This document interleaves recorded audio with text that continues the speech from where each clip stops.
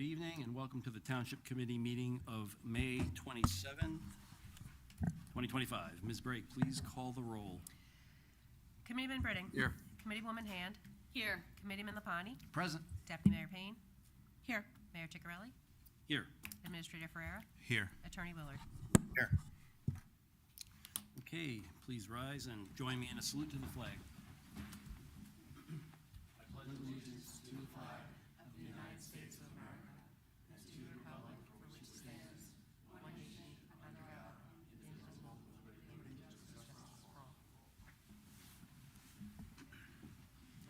Please be advised that in accordance with Section 5 of the Open Public Meetings Act, Chapter 231 of the Public Laws of 1975, notice of this meeting was made by the posting on the bulletin board at the Hillsborough Township Municipal Complex and notifying the officially designated newspapers that this meeting would take place at the Hillsborough Municipal Complex at 7:30 p.m. on May 27, 2025. Executive session, if deemed necessary, to begin at 6:30. We did not have an executive session today. So let's move on to the approval of the minutes. May I have a motion and a second to approve the regular meeting minutes of May 13th, 2025? So moved. Seconded. Get it? Roll call, please. Committeeman Britting. Yes. Committeewoman Hand. Yes. Committeeman Lapani. Yes. Deputy Mayor Payne. Yes. Mayor Ciccarelli. Yes. May I have a motion and a second to approve the executive meeting minutes of March 11th, 2025? So moved. Second. Roll call, please. Committeeman Britting. Yes. Committeewoman Hand. Yes. Committeeman Lapani. Yes. Deputy Mayor Payne. Yes. Mayor Ciccarelli. Yes. May I have a motion and a second to approve the executive session minutes of March 25th, 2025? So moved. Second. Roll call, please. Committeeman Britting. Abstain. Committeewoman Hand. Yes. Committeeman Lapani. Yes. Deputy Mayor Payne. Yes. Mayor Ciccarelli. Yes. All right. Before we get into our committee reports, a few general announcements. First, our Veterans Day breakfast and Memorial Day parade were a huge success this past weekend. It was my honor to make remarks to more than 140 veterans and attendees at the breakfast, as well as to address the crowd at the Garden of Honor ceremony and introduce our Grand Marshal, Mike Schroffnagel. Memorial Day is a day set aside to honor our fallen heroes, lest we not forget the commitment made by our servicemen and women so willing to lay down their souls for freedom, for our freedom, and for the freedom of our great nation. And we take Memorial Day to say thank you to all of them.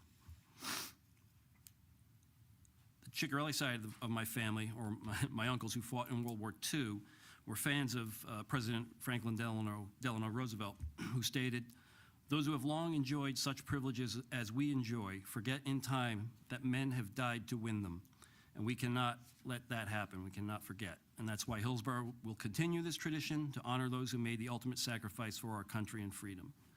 So thanks to the Township for continuing to put this event together. Unico bench dedication. On Saturday, May 18th, 2025, I was honored to attend the Unico bench dedication of chapter members and bocce ball players Joe Bellantuono and Doug Rigg. There was a great turnout to honor these two longtime Hillsborough residents and with their families and relatives. So it was a nice event, and they were happy to install the plaques on the bench. The Hillsborough Business Association proudly hosted its first collaborative business networking event with the Somerset County Business Partnership on May 13th, 2025 at Flounder Brewing. I had the pleasure of speaking to business owners and attendees about the benefits of networking among our local businesses and encouraging them to network and discover the variety of professional services that are right in front of them, such as legal, accounting, information technology, marketing, hospitality, food services, any kind, and entertainment. So if there are needs, if they have any of those needs, those services are right in that room.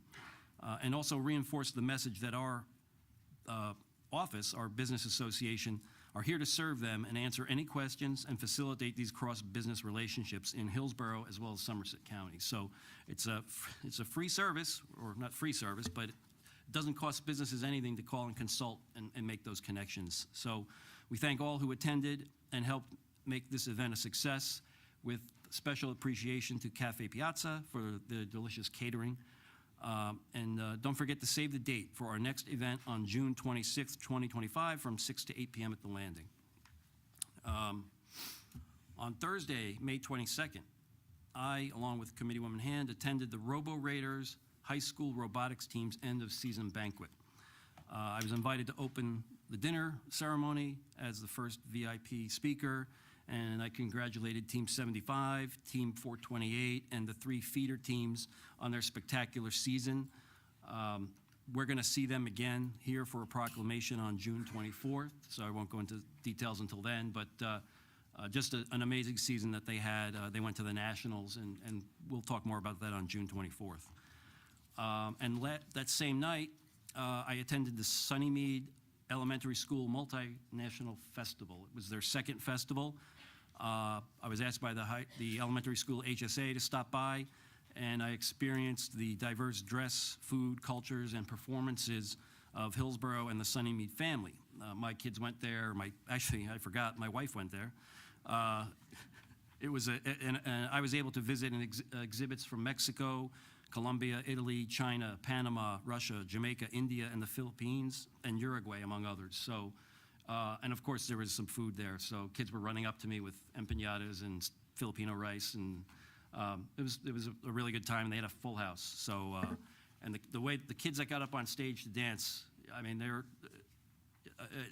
they had the guts to get up there in front of everybody and dance, and just pretty unbelievable. So it was a fun event, their second one. So that's all from my general announcements, and now we'll go to the reports from the committees, starting with Committeeman Britting. Thank you, Mayor. You've been busy. All right, so first, from the administration office. So from primary elections coming up, right, Mayor? New Jersey primary election is only 2 short weeks away. The drop box is now open for all mail-in ballots. Early in-person voting begins Tuesday, June 3rd, and ends Sunday, June 8th. The primary election date is Tuesday, June 10th. So as you guys can see, it's now it's ingrained in our system now that there is an early voting period. So get out and vote. Poll workers are needed. So the Somerset County Board of Election Election Board is hiring voters to serve as poll workers for the upcoming primary election on June 10th, which is the formal day that we all go in at the end on 2025 if you don't make the early voting or you don't mail in your ballot. Training is provided prior to every election, and poll workers are paid $300 per election. For more information, visit the Somerset County Board of Elections website. So calendar submissions needed, calling all artists. And I know we have a lot of great artists in Hillsborough Township. Some of the little guys over there are probably pretty good too. I coach one of them in baseball, and I don't know if he's a good artist or not, but if he is, you should submit something, Brandon. All right, so Hillsborough Township is again working with the town planner to produce the 2026 color printed calendar that will be mailed to every residence in Hillsborough. As always, the township calendar will be a collaborative effort, and residents will submit photos. For the first time, the township is collecting digital images of artwork created by Hillsborough residents instead of photographs of local scenery. The artwork doesn't have to be township related, but it's preferred. We would hope it would be. Deadline for submissions is August 1st. Please see tomorrow's e-news for more information. The mayor will bring up at the end. E-news is very important if you're interested in getting the up-to-date news. Go onto the website and sign up for e-news. Comes out very frequently. Ms. Brake and her team do a very good job of keeping everybody informed of what's going on. So in economic and business development. So these are for farmers. Hillsborough is still a 40% preserved open space, right? So we still have a lot of farmers in this town. Hillsborough Township is proud to have hardworking farmers as a part of our Hillsborough Business Association community. Our farmers would not only grow food, but also help drive our local economy. Supporting them means supporting all of Hillsborough. If you own a farm and are not yet listed in the HBA Business Directory, we encourage you to register. It's a great way to stay connected and promote your business, and we will absolutely work with you on that. That's fantastic. Not many towns have as many farms as we have. Health, Green Living and Wellness Fair. The annual Green Living and Wellness Fair will be held on Saturday, June 7th in conjunction with the Hillsborough YMCA Hop 5K. The fair, a rain or shine event, will be held from 8 a.m. to 11 a.m. here at the Municipal Building. The participating local businesses, will share informative presentations to raise awareness of the various aspects of living a healthy lifestyle, including making informed nutritional choices, long-term planning decisions, and the benefits of a green lifestyle. There will also be health screenings and interactive dance and exercise demonstrations. I think this is another great event the township hosts to try to have people live a better daily life. I think it's great. Hazardous Waste Day.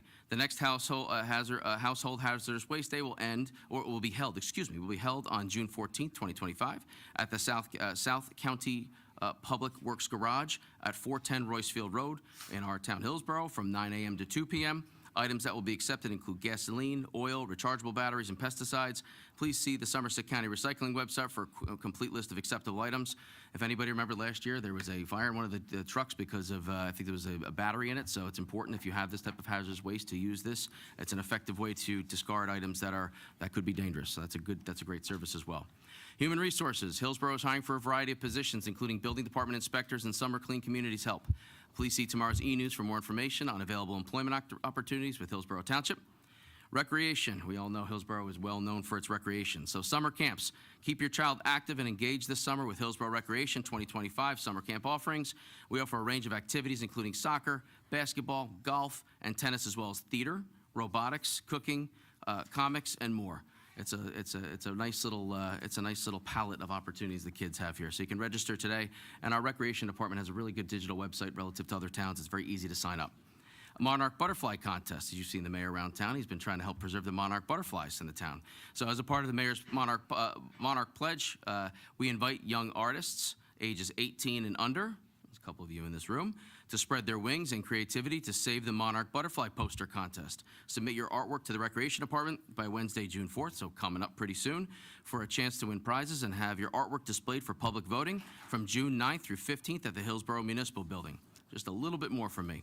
Social services. So social services for the younger audience in the crowd too is a really important department that help people in need. Our senior population, number of different areas within the town. It's a really important, really important. We have a growing senior population in this town. It's important that we continue to support our social services department the way we have been.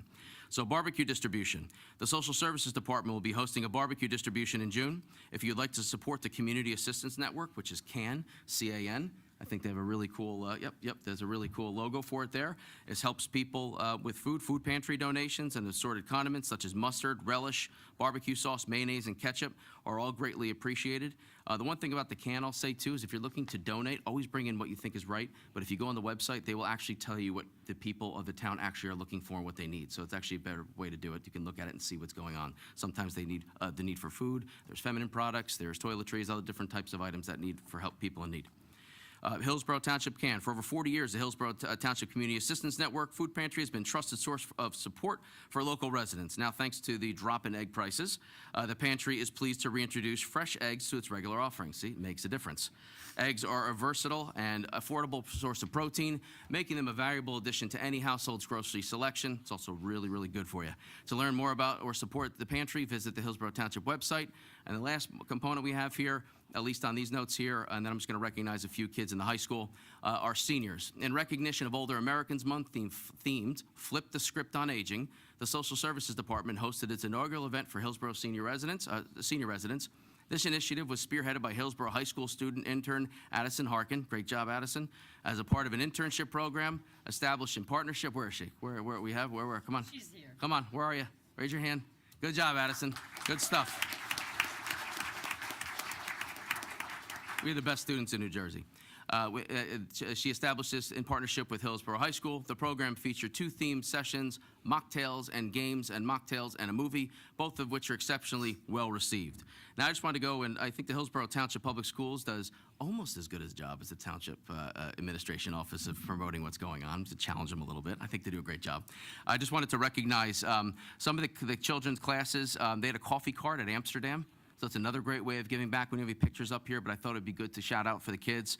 Great job with that. We also have the Hillsborough track and field team. For the 5th consecutive year, our incredible athletes have clinched the Skyland Conference Championship. How cool is that? I mean, I feel like every time we turn around, the Hillsborough kids are winning something on everything, which is great. It's also, you learn more from losing, but it's also pretty good to win, fun to win. So now I also would like to, there's one of the teachers, there's Ms. Shurik, which is actually one of my children's teachers. I didn't recognize this, but she won the Woods Road Elementary. She was nominated as a wonderful teacher and the Applebee's Above and Beyond Teacher Award. So I just want to thank her for that. And the last item that I will bring up is from the Hillsborough Rocks. For the 5th consecutive year, our amazing public schools have been recognized as one of the best communities for music education. That just shows you we're not just athletes, we're musicians, we're into robotics, we're into STEM. This is a great town to live in. So keep doing what you're doing, and if your children are not involved in something, please get them involved in everything. All right? That's all from me, Mayor. Thank you. Thank you, Committeeman. Next is Committeewoman Hand. Excellent. Thank you, Mayor. Good evening. Great to see all of the faces out there. And in addition to what Committeeman Birding talked about, we had Jack Minetti, one of our very own Hillsborough lacrosse players. Congrats to him for 100 points. That's a fabulous milestone. And in addition to the girls track, which was their 4th consecutive Somerset County Championship, we also had boys volleyball. They won the Skyland Conference Championship. So it is amazing. I feel like we have a terrific thing going on with the schools. So well done. Wildlife preservation. So the Wildlife Commission, they will be delivering a presentation tonight, and this is regarding their hunting season. Applications for the new season will be available on the Township website in June. The lottery to open, to fill the open spots will be in late July, and a mandatory safety meeting in August.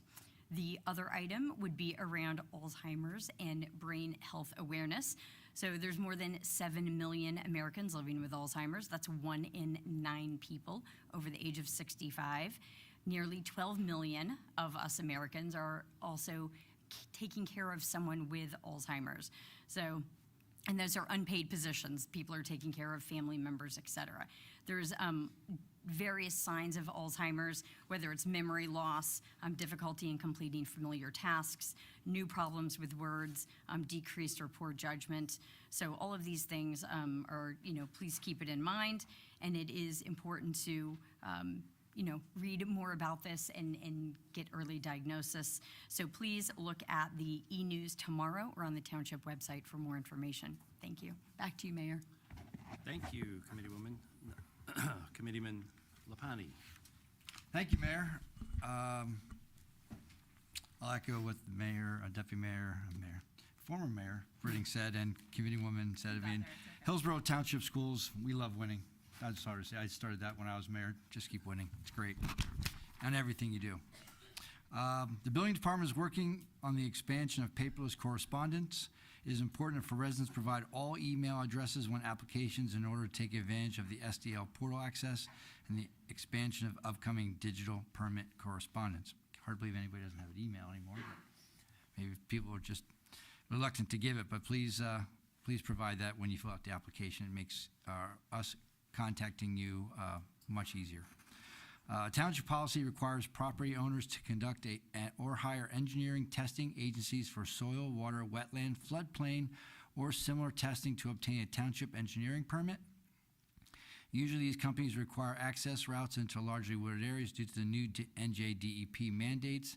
The township must monitor these routes to determine if any trees over a 6-inch caliber or more are being removed. See the engineering website for more details. From the planning and zoning, sustainability, take a drive into Hillsborough's municipal water story. Developed by Sustainable Hillsborough Steering Committee, the water story aims to identify challenges posed by water in and around Hillsborough and gain an understanding of how to address these challenges. With this, the committee encourages all residents to view their interactive water story page, learn about the goal and purpose of the story, and take a brief survey located at the Township's public input community engagement portal, Engage Hillsborough. Here you can provide insight into topics like water quality and hazards, as well as submit photos to illustrate your feedback. Visit the Sustainable Hillsborough page on the Township website to view the water story, and take the survey. As the mayor said, we're still in our continuing our master plan review. The Hillsborough Master Plan Subcommittee is pleased to announce that the deadline to take the master plan use survey has been extended to June 15th at 11:59 p.m. There is still time to give your feedback on Hillsborough's current and future land use patterns. The survey will only take about 5 minutes to complete and will give Hillsborough crucial insight into the community's vision for the township. We encourage all members of our community to help us shape Hillsborough's future and let your voice be heard. Visit engagehillsboroughNJ.org to take the survey and stay up to date on all things master plan. Call the Planning and Zoning Office with any questions. As we've all talked about, open space in this township is a primary priority. We always look to do that wherever we can. I think we're about 40% preserved open space at this time in this township.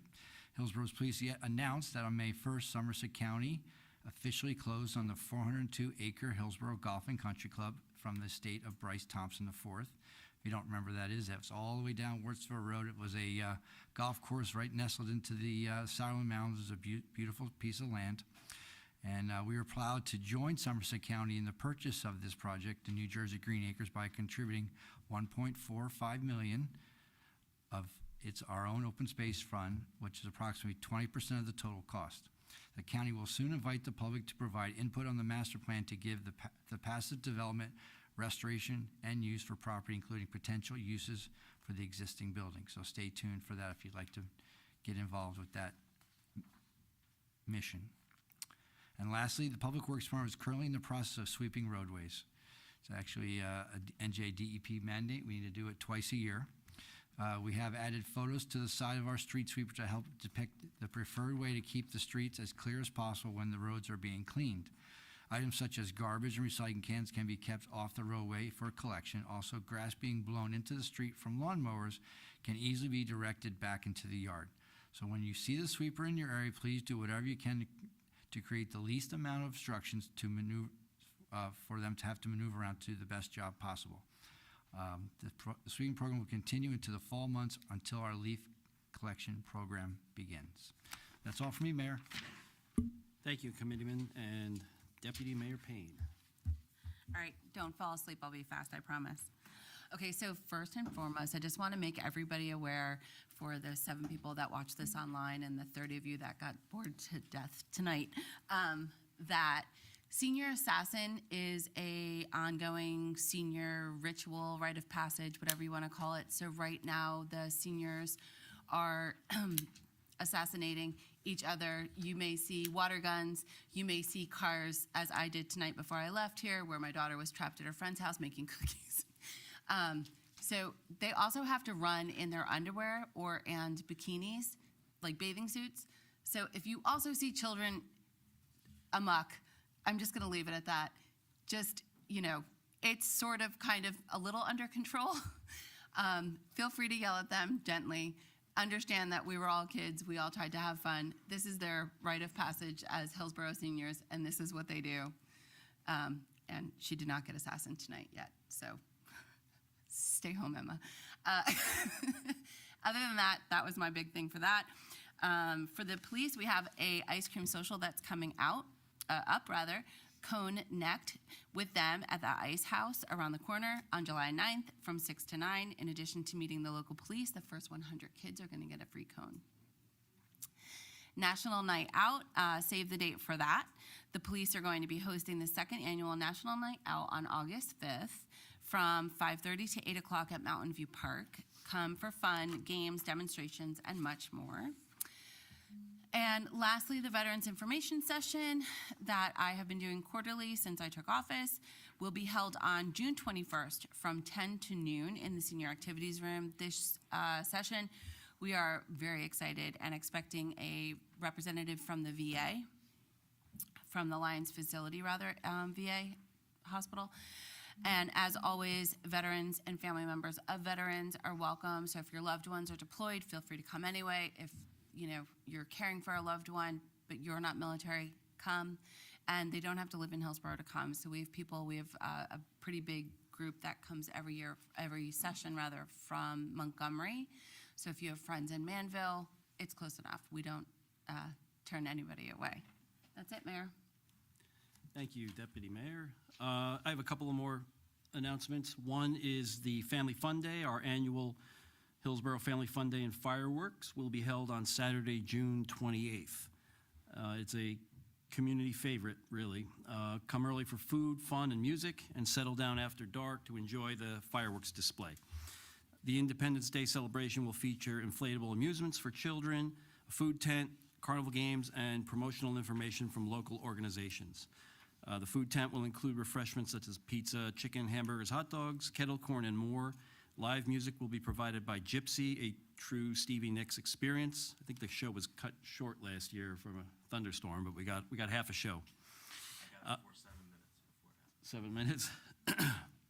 7 minutes? So this will lead to the main event, their concert, the annual fireworks extravaganza. As always, there's no visitor parking at the event, but shuttle buses will begin transporting people to Aughton Road at 5 p.m. See tomorrow's press release for more information on that. I recently was joined by Township Administrator Anthony Ferreira, Township Clerk Sarah Brake, Engineering Director Tom Bellinger, and Corporal Mike LeBoy and Sergeant Chris Giraldi. We all attended a meeting with the New Jersey Department of Transportation and really to talk about the Route 206 projects. That was the main focus. There was a video in the e-news last week that kind of summarized in real time what we felt coming out, but we really focused on traffic safety. The project is in a different phase now where they have a contractor. They're waiting for some design issues to get resolved. They're working on secondary utilities, which are PSE&G, and the cable companies moving their lines. Sometimes that happens at night, so you don't always see it during the day. But that's been the main focus right now, and so when they're ready to go, they're ready to go. I did see one of the jug handles paved over by our house. It was, I don't know when they snuck that in, but so there is some work going on. I'm setting expectations. Right now, they're saying that this phase, which goes up, basically up to Camp Lane Road, is going to be done in November 2026, so 2 more summers of fun. Then we talked about the bridge project, and then we also talked about the local, I call it local 206, but the old section of 206 is going to be milled and repaved next year. So they're getting their design completed for that work. You may have seen some of the roads painted, some of the sidewalks worked on. So 3 big projects. Cooperation with our traffic department was big and important, and we're hoping to keep the lines of communication open. There's some new team members, and when we find stuff out, we will communicate it to the public, and we've just been dealing with it for so long now. Hopefully, the at least November 2026 date is something we're gonna track. So it was a good meeting. I mean, like I said, we're in a different phase now that they have a contractor. So the last bit I have on Wednesday, second to last, on May 14th, I attended the New Jersey Clean Communities Council grant award ceremony with Rich Reserve and Justin Barlow from our Department of Public Works. I'm pleased to announce that the DPW Clean Communities program received a grant of $126,198, and they're already putting it to good use. They've hired some summer help for cleaning the community. They're seeking involvement from volunteers, and they provide they buy all the material and supplies to do that. So we were there in where'd I go? Rahway. And I always say, I love the big checks, but the only thing better than giving big checks is getting big checks. So here it is. We cashed it already. And so congratulations to the Clean Communities. I know there's a big sign at the end of Beekman where they're calling for volunteers. So they say it's not to beautify the township. It's not for that, but it really is. That's the side effect of cleaning up litter and keeping the community clean. So we look forward to the DPW coming up with creative ways to do that.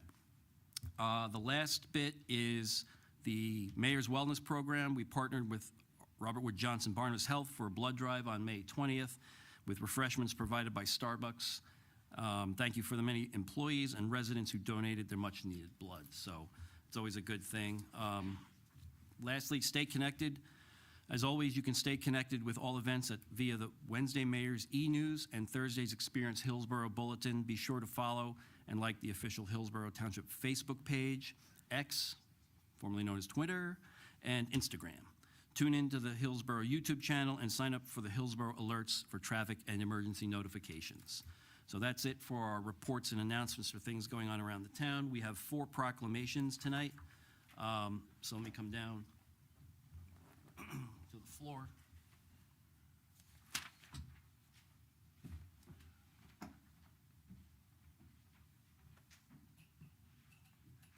First one is Pride Month.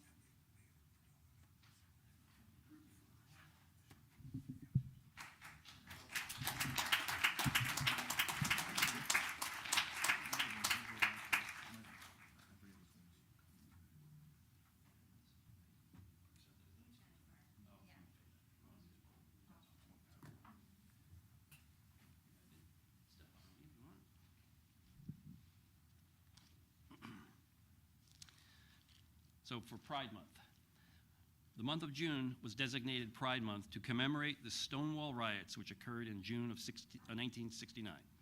The Center for Disease Control recognizes that LGBTQ+ teens are at high risk of being victims of violence and have increased suicide rates.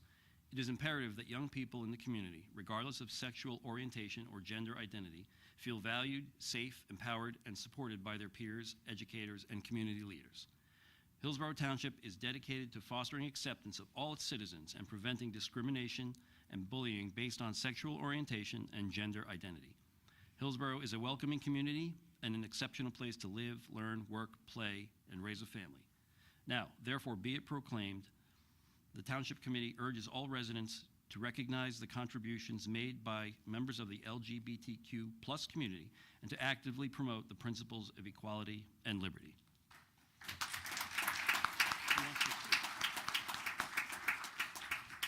I just want to thank you, Mayor, for again recognizing this important month and making all of our colorful families feel welcome.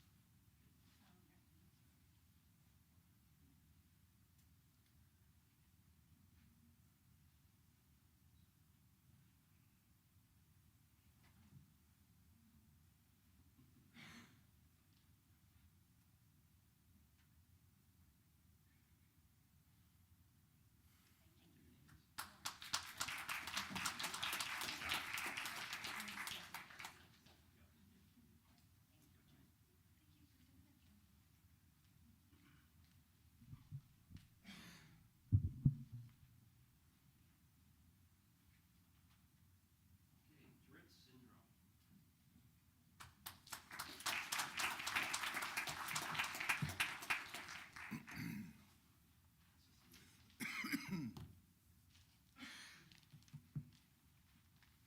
So we ran into each other at the HBA event, and but I had heard about you as executive director for the state, and I said, oh, she's from Hillsborough. Whenever it had happened, I think I saw it on LinkedIn, or so I was just interested. Nice to meet you, and it was coincidental. I knew exactly who you were, so so great. So Tourette syndrome is a neurological disorder characterized by repetitive involuntary movements and vocalizations known as tics, which affect people of all ages, races, and backgrounds. It affects approximately 1 in 50 children and adolescents, with an estimated 200,000 individuals living with the disorder in the United States. Individuals living with Tourette syndrome face unique challenges, including social stigma, discrimination, and misunderstanding, thereby necessitating education about the disorder. Tourette Syndrome Awareness Day, which is June 4th, right, highlights the importance of creating supportive environments that foster respect, empathy, and inclusion for all people, regardless of their neurological differences. Now, therefore, be it proclaimed that we, the Mayor and the Hillsborough Township Committee, do hereby recognize June 4th as Tourette Syndrome Awareness Day and encourage all residents to educate themselves about Tourette syndrome. Would you like to say anything? You sure? You're shy because you're the executive director of New Jersey. All right, well, it's an honor to have somebody from Hillsborough leading this group. So let's see. You have a website or something you want to talk about? There you go. I'd like to thank the mayor for this recognition. It was great to meet him a couple of weeks ago. As he said, Tourette syndrome affects 1 out of 50 individuals. It's a lot of people don't know about it, but it is in our community, and it's in all communities, and I'm really grateful for this opportunity. And if you want to learn more about us, our website is njcts.org, and we also have a pretty active Facebook page. Thank you.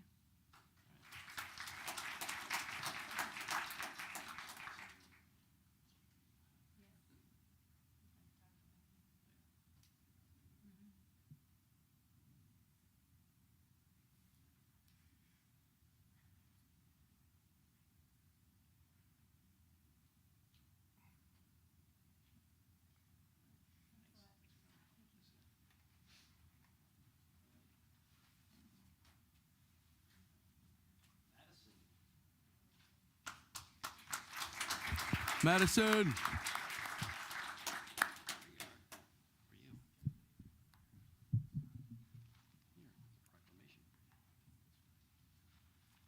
gonna want to talk also? I don't want to scare you. Sure, all right, good. Madison Campbell, wrestler. Aughton Road Intermediate School 6th grader Madison Campbell is the first ever female wrestling New Jersey State champion in Hillsborough for the 2025 Girls Junior Division at 80 pounds. Yeah. She also won the 2024 New Jersey USA Wrestling State Championship Girls Junior Division at 75 pounds. Again, great. Madison was the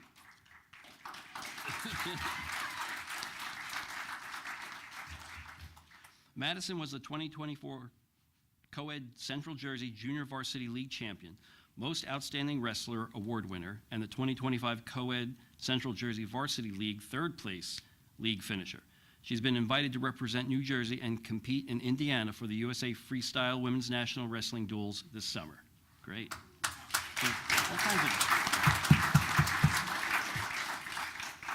Now, therefore, be it proclaimed that we, the mayor and Hillsborough Township Committee, do hereby commend Madison Campbell for her successful season and commitment to the sport and wish her success in all her future endeavors. So, congrats. You want to talk? No? You sure? All right. Let's take some pictures, okay? You want your family to come up too? No, that's okay. They might want to. After this, one of your family come on up. Yeah. What do they do anyway? Do they raise your hand?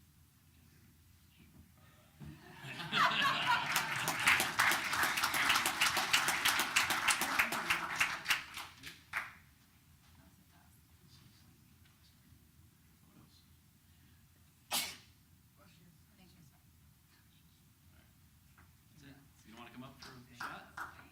Yeah, see, I knew they would. Parents, grandparents, kids, whole Everybody. That's it. The whole clan. You can sit over here.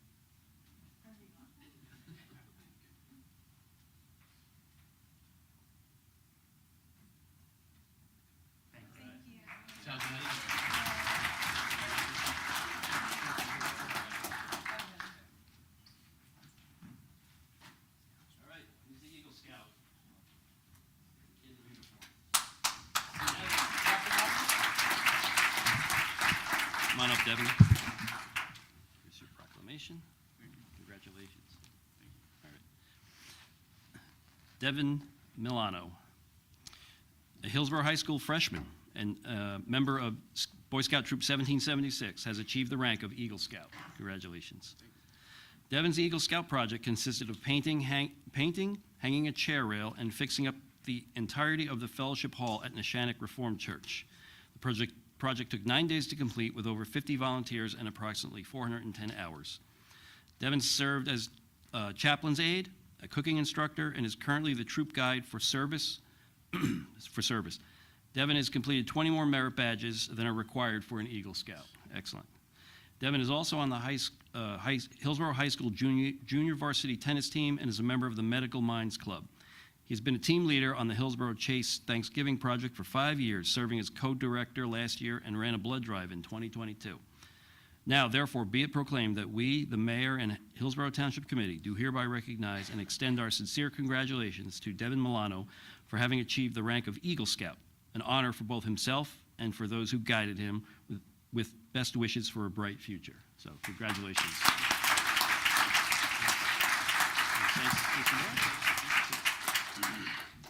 I just wanted to thank the mayor and committee for giving me this award, and also if anybody has any kids in here, maybe you could try the program. It's pretty fun. So that's all I have to say.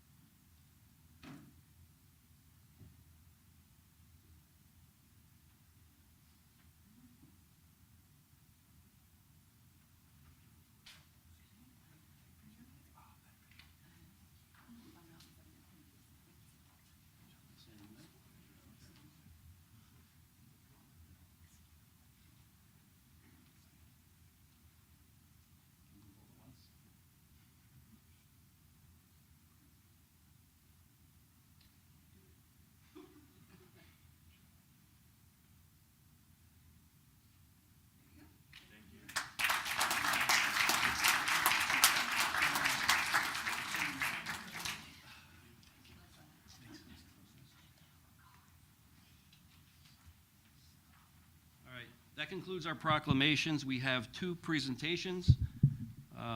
First up is Sanjana Bada, representing Vote 16, New Jersey. She's here to discuss lowering the voting age in some local elections.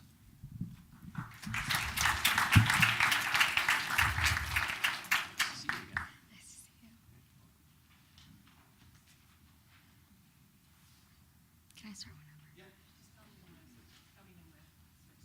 Okay.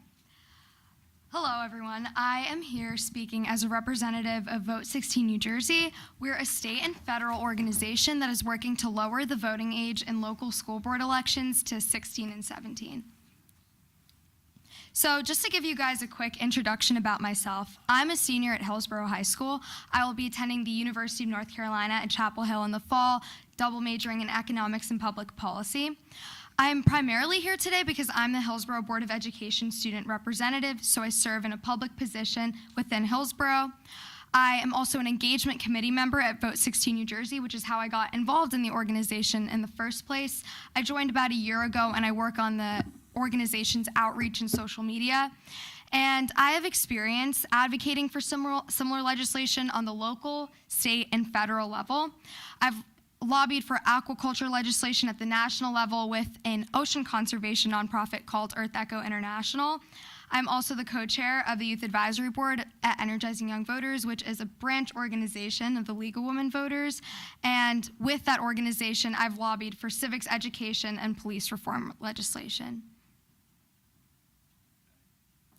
So just to talk a little more about some of our accomplishments as an organization, give us a little more credibility. We were recently endorsed by the New Jersey Governor Phil Murphy in his 2024 State of the State address. He also recently endorsed our campaign by reaching out to our co-founders and letting us know that it is one of his primary motives to help advance our campaign before he leaves office. We've also recently had a similar successful campaign in Newark, which I'll talk more about shortly. We also have a coalition with the New Jersey Institute of Social Justice and the NAACP Youth in College. We've introduced a bill in the state legislature by Senator Stack. We've also attained resolutions of support and have active, engaging campaigns in Jersey City, Atlantic City, Montclair, South Orange, and Livingston.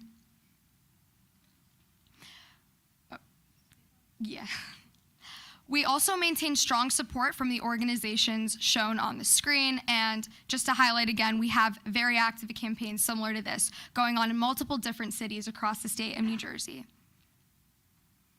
So I want to talk a little more about our campaign in Newark and how that worked. So we were able to unanimously pass an ordinance granting 16 and 17-year-olds the right to vote in Newark school board elections recently, and this ordinance passed unanimously. This didn't only happen with the help of the organization. There were many Newark high school students that showed up and advocated for their right to vote. Now, this happened at the Township Committee meeting, but also at a New Jersey Vote 16 Youth Summit. You can see Phil Murphy on the screen. Him and State Senator Raj Mukherjee came to the event and gave panel addresses as well as speeches. And this happened at the Rutgers Newark campus. Many Newark high school students showed up, as well as the entire Vote 16 New Jersey team, to try to educate Newark constituents about what this ordinance would mean for them. You might be wondering, why not wait? Why should we try to pass this ordinance now? Well, the youth is a very underrepresented demographic in the Hillsborough School Board. In addition, by granting them the right to vote, we can drastically increase civic engagement. I know in my experience, I've learned a lot about civic education in the past couple years within the Hillsborough School District. By giving students the right to vote and use that information, we're increasing their civic engagement for future elections. It's almost practically guaranteed that they're going to continue to vote for the rest of their lives. In addition, we could also dramatically increase voter turnout. Now, the total votes cast in Hillsborough School Board elections increased from 27K in 2021 to 40,000 in 2024, and we can continue to increase this by allowing engaged, active 16 and 17-year-olds to vote. I've also mentioned this point that we're underrepresented within school board decisions. Students deserve a right to choose who's making decisions about their daily school experience. I just wanted to also debunk some of the myths and opinions that we've heard from a lot of constituents over the years. The first one is 16-year-olds aren't mature enough to vote.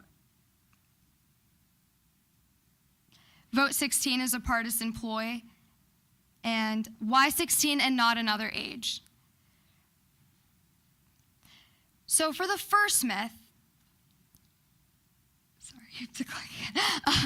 for 16-year-olds aren't mature enough to vote, there's a concept called hot and cold cognition. Now, hot cognition has a lot to do with impulsive decisions. Cold cognition has to do with thoughtful, significant, analytical decisions. It's been scientifically proven that both 16 and 18-year-olds, which is the current voting age right now, they have the same brain development. So they are biologically capable of making the same thoughtful decisions as an 18-year-old is. For Vote 16 as a partisan ploy, we cannot predict the voting behavior of a new voting bloc. We don't have any information on that. We don't have any trends in the past. In fact, when Austria, the first country to do so, implemented 16-year-old voting ages, voters under 30 voted for right-wing parties more than any other party. And lastly, why not 16 and not another age? 16 and 17-year-olds include most of the high school population, sophomores, juniors, and seniors. In addition, they live at home with their families and they're still in school, which increases their likelihood of voting and turning out to make a decision that's going to directly affect them. Now, all of the arguments I've made so far is generalizable to the entire state of New Jersey, but I'm going to talk now specifically about why this is important in Hillsborough. We have a very robust civics education curriculum. In my experience, having taken Mr. Robert Fencer's AP Government and Politics class, we've gone into senior health classes and registered seniors to vote in Hillsborough elections. In addition, we learn a lot about government and political systems, and allowing students to vote will give them the opportunity to use this information in a real-life practical scenario. School issues also disproportionately affect students. Now, I'm on the Board of Education. Recently, there was a state aid and school budget issue where the state proposed a proposal to increase taxes in order to increase the state aid that the board was receiving. The only way that students, which is the demographic being most directly affected by this decision, could have a say in this decision is by showing up to the Board of Education meeting and speaking. They did not have any other influence in this. And lastly, the school board representative is a non-voting member. This is all the more reason to help pass this ordinance, because there are no students within the Board of Education that have a direct influence on the decisions made. This ordinance would allow students to have an indirect say in what's being passed. I want to talk a little more about some of our partners. I mentioned earlier we were endorsed by the governor's office. We're also backed by the New Jersey Attorney General. We are backed by NAACP Youth and College and the New Jersey Institute of Social Justice, which is providing us with a comprehensive team of attorneys and legal resources, and even funded the implementation of the Newark Ordinance. I also want to talk a little more about the logistics of this process. Now, step one is what we're doing here today, discussing the ordinance. The next step would be to pass the ordinance. After that, I'd have to work with the county clerk and the township clerk to figure out the logistics. School board elections happen in November, meaning that I would have to work with the county and township clerk to figure out how we were going to create special ballots for 16 and 17-year-olds to be able to vote. Potentially, the next step would be 16, 17-year-olds vote either during the November 2025 or the 2026 school board election. And the last step would be to maintain the voting procedure to ensure that this continues into the future. I've also provided a sample ordinance here that was passed in Newark. There are many things that need to be changed about this ordinance because this applies to a city and not a township. For example, the word corporation council would be changed to township attorney, city clerk would be changed to township clerk, municipal council would be changed to township committee. But this template can be tweaked with our comprehensive team of attorneys at the New Jersey Institute for Social Justice, as well as with help with the Attorney General's office, who is ensuring to help us smooth over any legalities that we face while trying to pass this ordinance. That's it for my presentation. I think I can answer questions now. I believe I'm able to.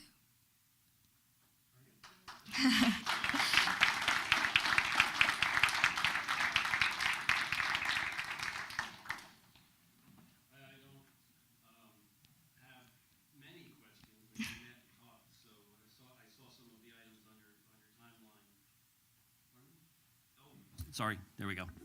Thank you. No real questions at this point. I am curious about how we have influence over the board, and that dynamic, the Board of Ed, I should say. That dynamic would concern me at this point. So we're kind of discussing it. We've only seen a piece of the ordinance, and I know that there's bound to be a lot more to it. Again, from my perspective, I don't know how the Board of Ed would feel if we were to tell them that we think that this is what should happen. I think there needs to be a coordinated effort with that as well, if there's any interest. And also as well, the county clerk, I mean, we don't really run the elections, so it's something that, you know,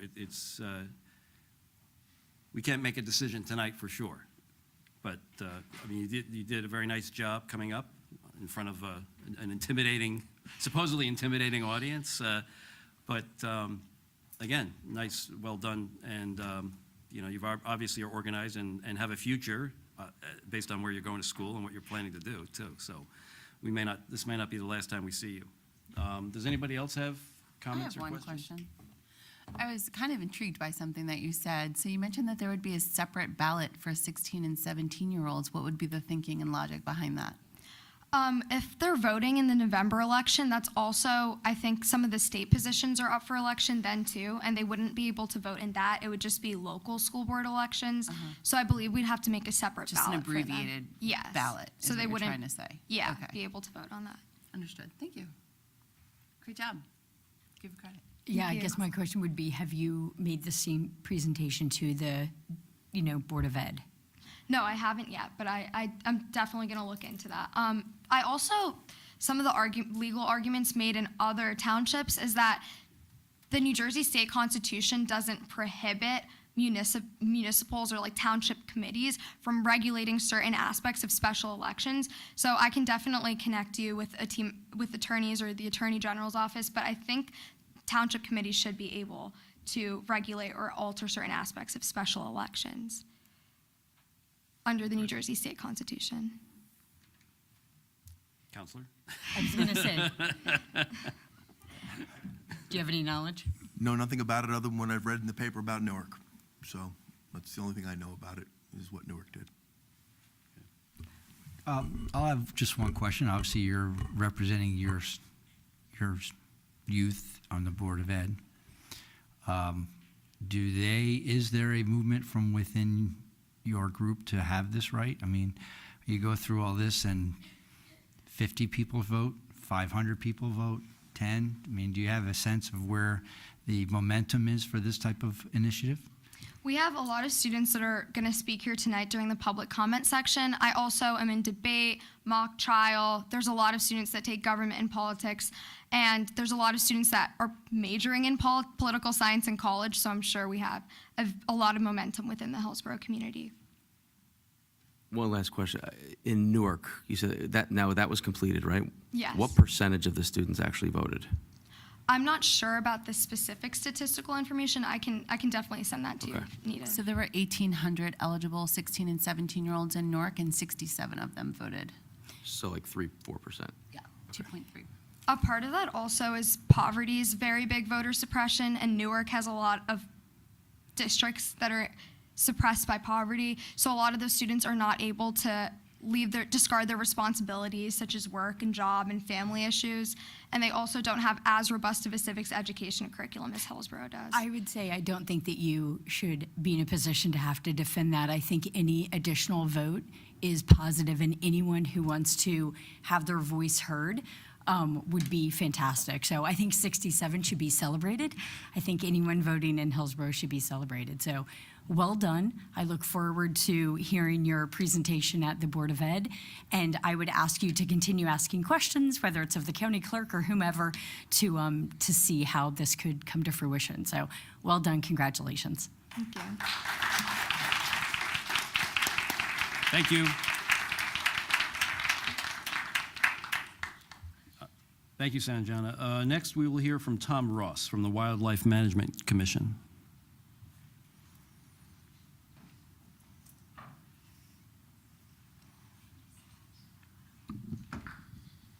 Good evening, everyone. My name is Tom Ross. I am the new chair of the Wildlife Management Commission. You're probably wondering, where is that suave, debonair, charismatic Bob Matros? Well, Bob has decided to retire and move down south. Tom, can you move that mic up a little bit or just get closer to it? Absolutely. Perfect, thank I you. wouldn't make a good lead singer, I know. So anyway, I'd just like to present briefly tonight some of the results of the last hunting season.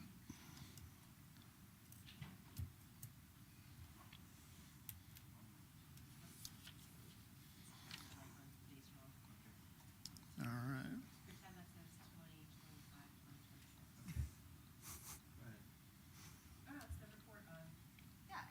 Yeah, you can. Yeah, that's right. She's trying to shake Tom up. All right, you can go one more. And as usual, during the 21 years of we've been doing this program, safety is the #1 priority. We have a safety meeting before the hunters get their permits.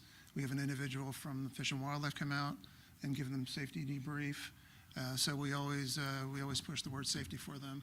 We understand that, hunting on the township property is a privilege, and we take it very seriously. And we understand that we're only allowed to do this if we're safe. So safety is definitely the word of the day. So after the hunting season, we require all individual hunters to return a survey. So we had a 97% return rate, which was excellent for this year. So that's what this data I'm going to present to you is from. So we had a total of 170 deer that were taken. That's a high number for us. Last year was the second highest at 146. You can see some of the individual numbers here. We did have one turkey harvested and one coyote harvested by our own Bob Matros. Lots of the hunters have seen coyotes. A lot of them are on trail cameras, but they're very difficult to connect with. So congratulations to Bob for harvesting the coyote, and we had 1,455 days hunted. So that's another total as well. So as you can see here, the number of deer vehicle collisions throughout 2004 and onward has trended down mostly, ticked up a little bit. In total, we've had 4,757 deer marked for pickup over that time period. We are very proud to continue our relationship with Hunters Helping the Hungry, the Venison Food Bank program, for next season. Last year, we had 24 deer donated. That's roughly about 900 pounds of venison. Our participating butcher is Vinnie Roche and Son out of White House, New Jersey.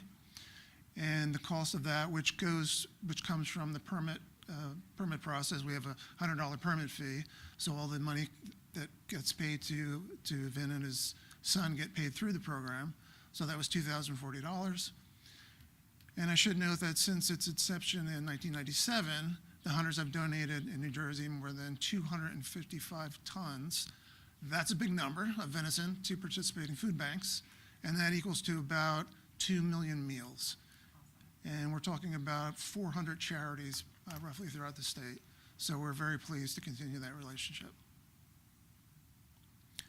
So some of the proposals for next season, there are too many. We'd like to continue the Hunters Helping the Hungry program. As usual, what we do, we have someone from Fish and Wildlife, as I mentioned, come out to do a safety debrief. We'd like to have him continue. And we're going to be canceling our participation in the fall turkey hunting season due to the state actually terminating it. They're noting that due to the low number of female turkeys, the population has come down, so they want to just put a damper on that until the population comes up. So that is my presentation. If there's any questions, I'd be more than happy to address. I have just a quick question for you, just for the public's knowledge too. So do you see a direct correlation between more deer that are hunted and a lower incidence of car accidents? That's difficult. There's a lot of different things that go into the number. There's traffic patterns, there's weather, there's construction. So I can't really sit here and say that there's a statistically significant difference. I mean, when you look at Hillsborough Township and the number of, overall, and the number of acreage that we hunt, I would say it does help. Obviously, there's 170 less deer out there for people to run into, but statistically significant numbers, I would say no. I couldn't stand up here and be honest and say it's 100%. Do you have, do you know how large the herd is in Hillsborough? In Hillsborough, I do not. I know Somerset County had some statistics and was collecting it, so I just was curious to know how the overpopulation, it's larger than the average or what would be expected. I'm really not sure. And, the problem with, numbers is that a lot of times, the deer aren't, they are deer, they're animals, but they're not stupid. So they like to go where they're safe. So a lot of times the deer are more inclined to habitat areas where there isn't a lot of hunting allowed. So we see trends over the years where when I talk to friends and hunters, they see less and less deer over time. But then when you talk to landowners, they're like, there's more deer than I've ever seen in my life. So it kind of depends on, where you are and who you're speaking to. But I think overall, the herd in the state is, I think it's gone down a little bit, number-wise, but don't quote me on that. Okay. Any other comments for Tom? All right. Thank you. All right, well, I appreciate Thank your you. time. Thank you very Thanks much. very much. You're much better than Bob. All right. Thank you for joining us. We're going to take a brief pause before continuing with our budget and consent calendar.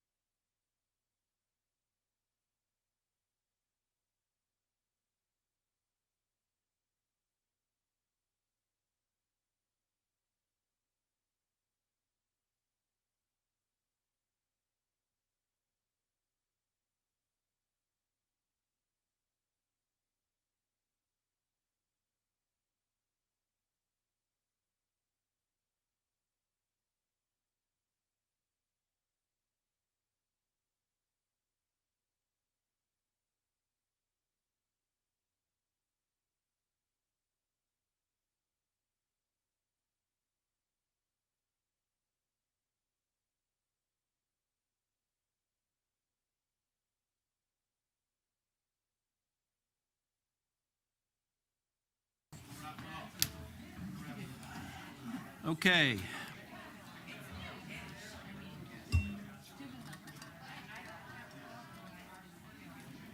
All right, we're going to get restarted. What's it? Yeah, they're clearing out. All right, welcome back. Moving on, the first order of business tonight is the 2025 budget. It's 8:45. Yep. The 2025 budget prioritizes investments that will keep Hillsborough financially sustainable. The budget intentionally invests in resident public safety while funding best-in-class police department. Township Committee is deeply engaged in bettering roads and infrastructure and improving our oldest and most utilized buildings, public works, and the municipal building. By actively listening to resident concerns, Township Committee focused on ensuring that tax dollars are spent efficiently with long-term and sustainable thinking in mind.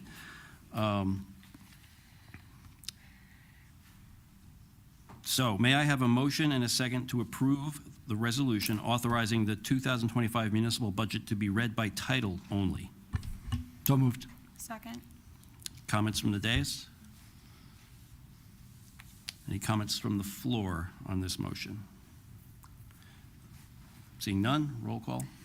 Committeeman Britting? Yes. Committeewoman Hand? Yes. Committeeman Lapani? Yes. Deputy Mayor Payne? Yes. Mayor Ciccarelli? Yes.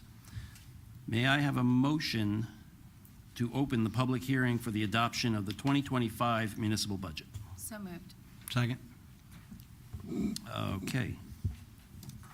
Comments from the dais? Did you want to? Is that on now? Yeah, Thank Joe, you. please. Thank you. Good evening. My name is Joe Monzo. I work for Phoenix Advisors. When this budget was introduced about a month ago, I was the interim manager. I'm sorry. Sorry, Anthony. I do not want to be the interim manager. Thanks, Joe. Okay. Get one of those fancy cars to drive around. I was the interim chief financial officer until your current chief financial officer started 2 weeks ago. He's in the audience. I thought I would sit up here because I was the CFO of record when the budget was introduced. So just to give you the process, you've done the resolution to read by title and text. The next official action of the governing body is to open the public hearing, which you've done. Once the public hearing is closed, I have presented an amendment to the governing body based on the Department of Community Affairs' review of our budget. They have recommended that we need an amendment to that budget that does not require a separate advertisement. So if that resolution is adopted, and then the next action of the governing body would be to adopt the budget as was just amended. That would end the legislative process of the 2025 municipal budget. So the DCA did review our introduced budget. They had a couple of review comments between myself and the auditor. We took care of those, and we got the green light to adopt, I believe, last Wednesday, to adopt this evening. So if there's any questions about the introduced budget, either from the public or from anybody on the dais that were not answered at the last meeting, I'm here to answer those. Other than that, I'll let the legislative actions just take place. Thank you, Mr. Monzo. Any comments from the dais on the adoption of the budget, 2025 budget? No comments? All right. How about comments from the floor on the 2025 municipal budget?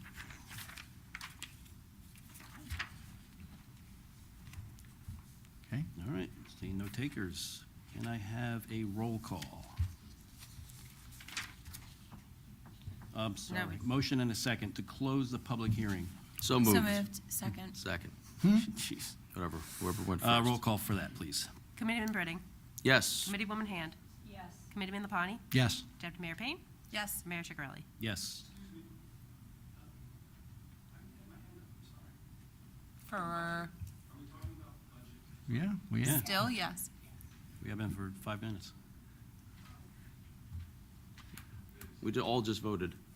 No, but Right. if he didn't hear, we can obviously hear the comments. We're all here. Well, we do have another, that's not the final pass, right? because we have to approve the amended budget, so there's still Well, a shot. in terms of the public hearing, since you opened it and closed it, and I'll leave it to the attorney to decide, but the amendment is a resolution that is not open for public comment, because it's not a resolution that requires a separate advertisement and then a separate public hearing. It's a very minor, in terms of the budgetary and statutory requirements, it's a very minor adjustment to the budget. And then the next vote is the adoption. So there's no more public hearing opportunities unless you were to open the public hearing back up for the gentleman. But again, I'll leave that to the attorney and to the committee. That's up to the elected officials. If you want to reopen the hearing and vote on to reopen the hearing, you certainly can do that if you so choose. I would make a motion to reopen the Can I have a motion to reopen for public? Motion. And a second? Second. Roll call, please.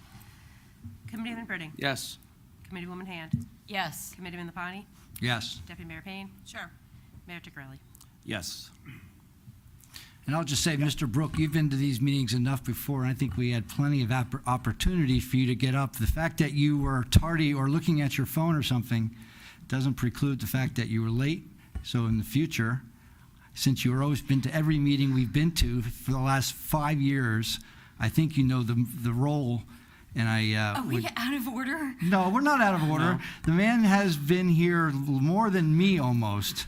He's an adult. And I think he should pay attention, and he knows how this rolls. So you now have the floor. 1,000 mea culpas, former Mayor Lapani. And I apologize. I was listening, but it wasn't clear, and nobody else was getting up, and I was back there saying, ugh. Okay, thank you for your time. Budget item, and this is, it's a long bunch of pages. Page 32 out of 90 was where I saw this. And so hopefully Are you speaking of the actual state budget, the document that was online? The- You said page 32. What document you're referring to? Well, ask your question. One in the package. Oh, sheet The 32? one in the Okay. sheet 10, which was page 32 out of. Sheet 10, right, the revenues. Go ahead. Right, the revenues. Right. My apologies, the revenues. Okay. I'm not an accountant. I don't play an accountant on television either. So I just happened to look at this and saw this. So that's where I saw it. Hopefully that makes sense, that page. yep. Right. Okay. On sheet 10, $868,132, I think, is money that is being taken out of the open space fund, presumably to fill a hole in the budget. That's not correct. It's $868,132 is revenue being taken from the Open Space Trust Fund to pay for the principal and interest on a note that was issued at the end of last year for an open space purchase. So there's two ways to handle that from budgetarily within the state budget law. And I am an accountant, and I do play one on television. So you can bring the revenue in from the Open Space Trust Fund and show it the way it was shown here. And if you do that, then the debt service in the budget, which is on sheet 27, would be the gross debt service for the entire township. That's one way to do it. The other way to do it is to show the net debt service on sheet 27, not show the revenue, but the revenue would appear, the debt service payment from the open space would appear on sheet 43 of the budget document, which is a page dedicated just to open space. The effect is exactly the same. The Open Space Trust Fund would be paying its appropriate debt service on the property that was purchased in 2021, and there was a note that was issued, rolled over in, I believe, November of '24, and the principal and interest due on that note is being offset by the revenue coming from the Open Space Trust Fund. So you mentioned property purchase in 2021. Do you know what property that was? And was Mindell. it? Pardon? The Mindell tract at the corner of Amwell and Hamilton? Hamilton. Hamilton, yes. And that, I know you just said a bunch of things, so let me try to clarify if I can. The $868,132 is for the acquisition of the property? It's for the township borrowed money, went out to the bond market and issued a note for $13,395,000 in 2021, and they've been paying that note down, principal and interest, since 2021. So this is the debt service on that. It's the same way as you went and got a mortgage and you pay the principal and interest. That's what this is for. The property was purchased in 21 with money that was borrowed from the market.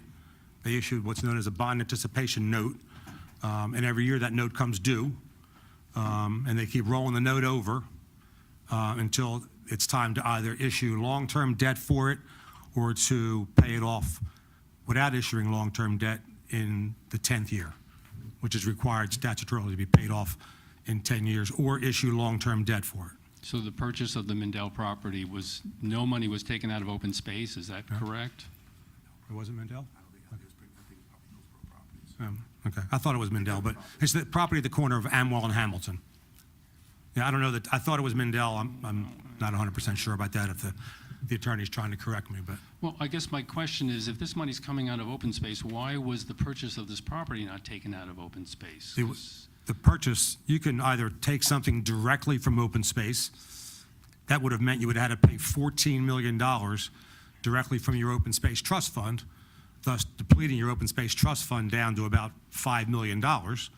Or you issue debt to borrow the money to purchase the property, and then you pay the principal and interest on that, like most towns do for capital purchases.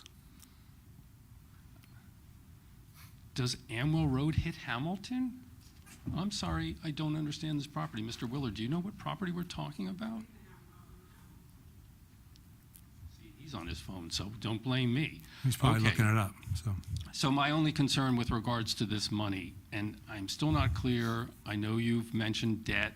My belief with open space dollars is that they should be spent out of the fund for open space, not for some sort of debt recovery. It's the same thing. The tax rate that was approved by the voters said that the funds for open space, the 2.8 cents that are raised as part of your open space budget, can be used for a variety of things, preservation, et cetera, et cetera. And one of those is the purchase of open space. So you can either purchase it directly or you can issue debt for it. It's the same thing. So you have to pay the principal and interest. It's the same as paying for the property in whole, except you're paying a carrying charge, because the township did not want to take $14 million out of its open space trust fund and pay for the property directly, thus diminishing the amount of money in the open space trust. They could have done that, paid $14 million in one lump sum, and there'd be $14 million less in the trust fund for other purchases.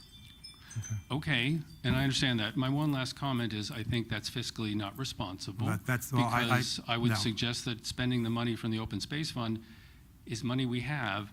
Taking debt is money now we owe, and this $800,000 could have been spent differently if we had spent the money directly and not gone into debt. Well, if you had for done it. that, there'd be $14 million less in the open space trust fund to do anything with. So that's a pretty significantly sized purchase. And to take the entire amount out of an open space trust fund that generates about $2.5 million a year, that would have been fiscally irresponsible, in my opinion.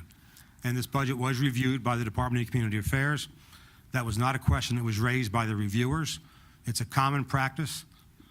If that number had been put on sheet 43 in the open space budget, nobody would have even seen it. Nobody looks to sheet 43 in the budget document. It wouldn't even have been a question.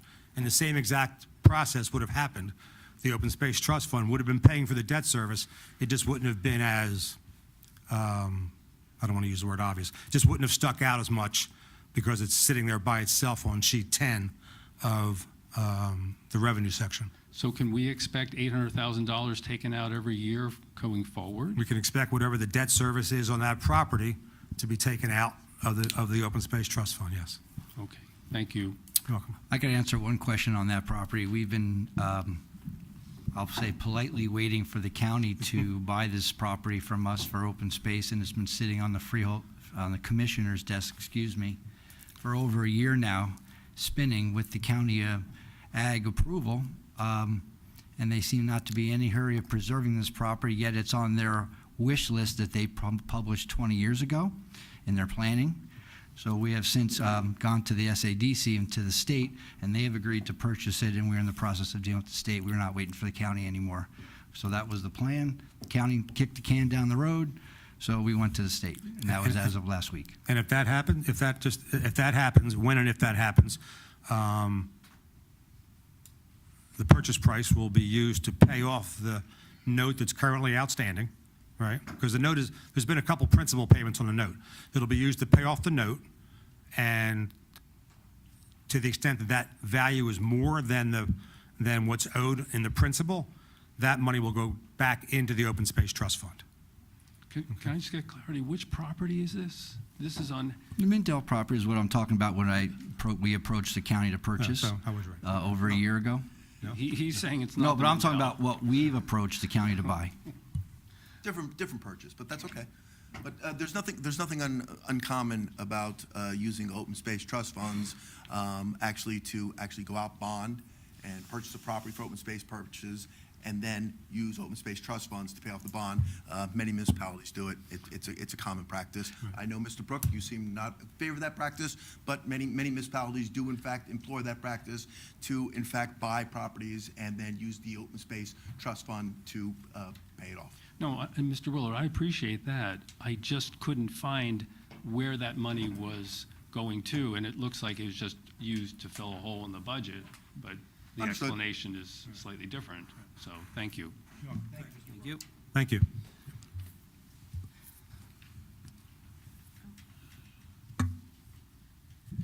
Judy Haas, Hillsborough. I wasn't going to get up tonight, but I very clearly remember when the Mindell property was purchased. It was not purchased for open space purposes. It was being purchased to eliminate the possibility of that wetland-filled property being used for affordable housing. The headlines in the newspaper said, "We stopped affordable housing." Actually, that's not by true, Ms. buying Haas. this $14 million property. It was tagged for warehousing from another builder and homing, so we did buy it to prevent building and possibly preserve it as open space in the future. Okay. But But to you be didn't- fair, because I know I was there. And so was I. Yeah, and you're misremembering again. I'm It's not misremembering a thing. Conveniently.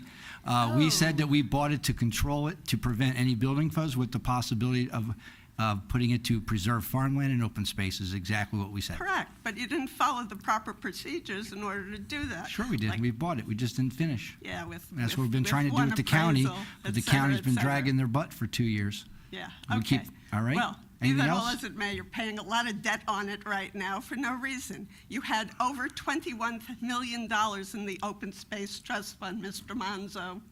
You had $21 million in the Open Space Trust Fund, okay? This was a $14 million debt. And by the time you got around to, I don't mean you, but by the time the town got to paying the debt, the rates were well up from 21, which is a historic low in debt rates, correct? In 2021, when the town issued its first note for the purchase, the interest rate was 0.68%. To borrow the money to pay for the purchase in the year in which they purchased it, when that note rolled over in 2022 and then in 23 and in 24, the rates have escalated. You're correct. Okay. But the point you make about the trust fund, so the $21 million number is getting kicked around. There's actually $15 million left as of the end of the year because the township has committed to two purchases of almost $9 million directly from the Open Space Trust Fund without issuing debt. So when those properties close, the township will make $9 million in payments. That's bringing the balance down to about $14 or $15 million. If the township had spent the entire $14 million for this tract, there'd be about $1 million left in that trust fund. So I think. Why would that be a problem? Because you could always go for the next open space purchase and go into debt for that, rather than one of the largest purchases that have ever been made in this town. Why would you do that? You I- have $21 million sitting there. That adds another $2.5 million this year and 2.7 next year, et cetera, et cetera. That's continuing to generate additional tax revenue from the open space tax. So if you have $14 million in there and you have another $9 million debt, the last time I looked, that's $23 million. And frankly, I'd much rather go out for debt on $2 million than $14 million. Okay? But this was never stated to be a purchase for open space. If it were, it needed to follow the requirements of either Green Acres or farmland preservation, neither of which were done. That would have required all sorts of environmental reports and examinations, which Green Acres would have done. The county would have done that too. And you wouldn't have had to pay $14 million because if you were going to partner with the state, Green Acres would have paid 50% and the county would have kicked in, and you would have probably been left with 20% of the $14 million. So I just don't understand why anybody would think with $21 million growing dollars in a trust fund for open space, it makes sense to go out for debt. Meanwhile, the debt of this town has been going through the roof. It's $51 million. Not to mention additional debt to the Somerset County Improvement Authority, not to mention additional deferred payments for things that were never done before in deferred payments. We never had our capital budget using $850,000 for the down payment and then going out for debt on police cars and IT improvements. Are you kidding me? Those things, I mean, I gotta watch. It's old already after a year. I mean, IT improvements, police cars, what was the other thing that was amusing? DPW equipment, archiving, that's a capital expense now? I mean, come on, we're mortgaging this town's future here. We used to have a township committee that said pay as you go with everything, and I know in the introduction you made a point of saying that's not always the best way to go, but it's been the history of this town that that's the way they went. And yes, it has resulted in a lot of messed up roads, and yes, I'm very much in favor of repairing roads. Roads need to be repaired, but there has to be a plan, and it can't all come out in a year like this, when you have the Board of Education. I mean, you have wrong numbers in this budget. Your numbers relating to the entire tax impact on residents of this town has a $122 million number for the Board of Ed's tax levy. It's $144 million bucks. Okay, I don't know about you, but that raises my taxes a hell of a lot.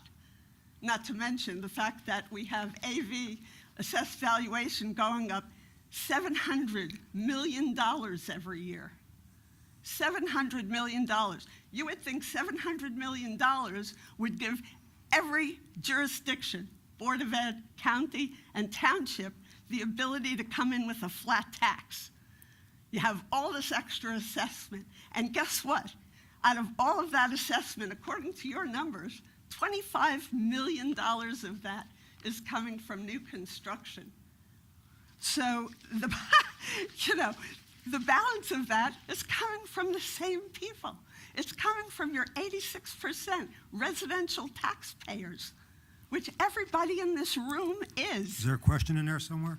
Yeah, my question is, very nice on the gimmick side, but when you have a pot of cash that you can use Can I ask to you a make an question? open Do you know space what the- purchase, do you know what that the would local- be 1/4 of what you're paying now. Do you know what the local purpose tax rate increase is with this budget? I'm sorry, I can't. Do you know what the tax rate increase is with the budget that's being proposed tonight? With the budget being proposed tonight, yeah, I know what the increase is. Actually, it's, I don't know. Are you talking about the No, the town. introduced budget, the amended budget? It's the same budget. amended budget with mistakes, or what? Oh, I take exception to your characterization. Do you know what the local purpose tax rate increase will be when the council adopts this budget. That's correct, because No, you've it's a kept a question. whole Do you- bunch of stuff down the road in terms of capital and debt. Okay, Mayor? The answer is she doesn't know. She doesn't know. Move on. All right. Do Excuse me? Excuse me? you have any other topics? Yeah, I have a lot of topics, now that you asked. Okay, I have obviously a big problem with this. And, you know, as far as you're saying that the county needs to come in and save you, I think that's a little presumptuous. No, it And wasn't, I it will wasn't, leave it wasn't the that county comment coming and said, right they had there. indicated a interest, so we said, okay, we'll wait for the interest, and they kicked the can down the road, so we're done waiting for the county, we're going to the state. You And need to make these, have these discussions and make these decisions together before you make a move. It's not that hard. do you have a question? Yeah, I Let's have ask lots a of question. questions about this budget. Are we having a separate time to talk about the amendment to the budget? Okay, well, here's the deal.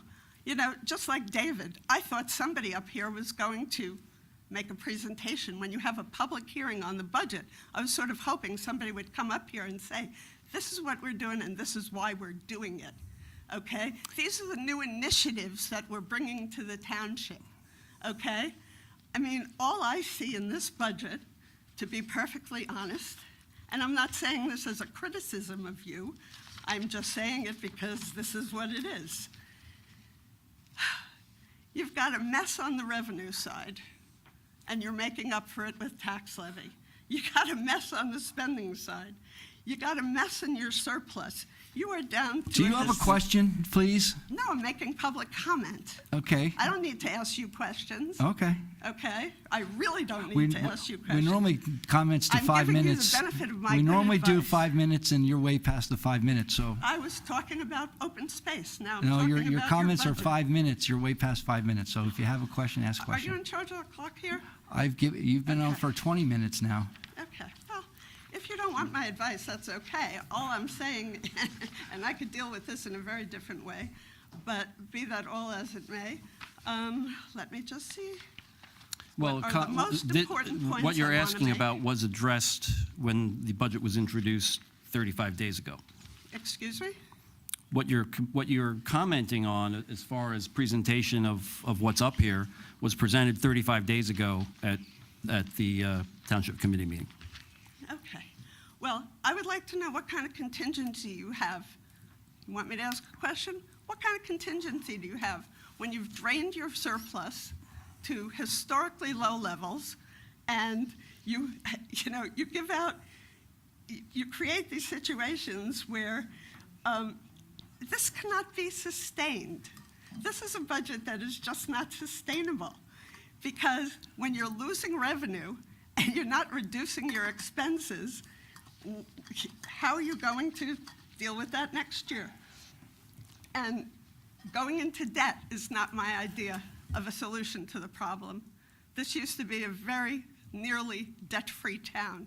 Now you've got debt, the Board of Ed gets debt, we're getting assessed left and right, and and it's not going to get better next year.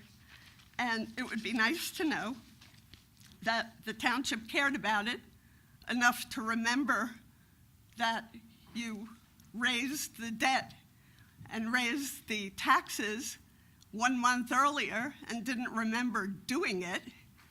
I mean, care about this stuff. Show the public you care. I'm not feeling it. That's all I have to say. Thank you. Is there anybody else with comment on the budget? Yes. Come on up. You know the process, Ron. Hi, my name's Ron Yoder. I live in Hillsborough. Can you get more? Get to the mic. Yep. Just a quick question. Why don't we have, Yeah. Mike, just a quick question. Why aren't there, the budget's a big deal, obviously, one of the biggest deals in town. Why don't we have separate public hearings instead of limiting them to a township committee meeting? That's my question. Please give me an answer. Well, Thank we, you. Other municipalities do that, by the way. we've, this has been our practice for years. We introduced the budget. We work on the budget from the end of the year, and gave 35 days for any public comment, for communication to the clerk, for any discussions, any needs, any comment. 35 days. You got an extra week this month, and here we are. So, Joe, I don't know if what your practice has been. I would just say from a legal perspective, we're doing it in accordance with the procedures set forth by the New Jersey State Legislature, who felt this was the appropriate way to do it. Mayor, for the record, we did ask for public comment, as you mentioned, over 30 days ago to the Township Clerk, and out of 43,000 people, we got one question. So, and I'll speak up, because I think the point there was, even with the master plan, where we are having sessions, and I attended, and it was an interesting discussion where there was presentation and folks feel comfortable speaking in person. That is what I've advocated for. And just because we haven't done it in the past, don't know why we can't do it in the future. I don't know about all of you, but I don't do things the way I did 10 years ago, 15 years ago. So there's something to be said for looking at the world a little differently. And I would like to hear from all the residents, whether they're in this room, whether they're on the phone. And I think if we had, or on the video. So I think if we had sessions, like, what are we afraid of? So I'm not sure. I'll answer part of the question. 98% of the budget is the budget. I was addressing the mayor. Well, I'm just saying, Letting the from finance doing the committee budget address on the liaison to the finance, 98% of the budget is what it is. There's really no movement of what goes where. We have, and I think Mr. Monzo presented this in the 35 days ago, what the discretionary spending was, which I think was 4% roughly of a $40 million budget.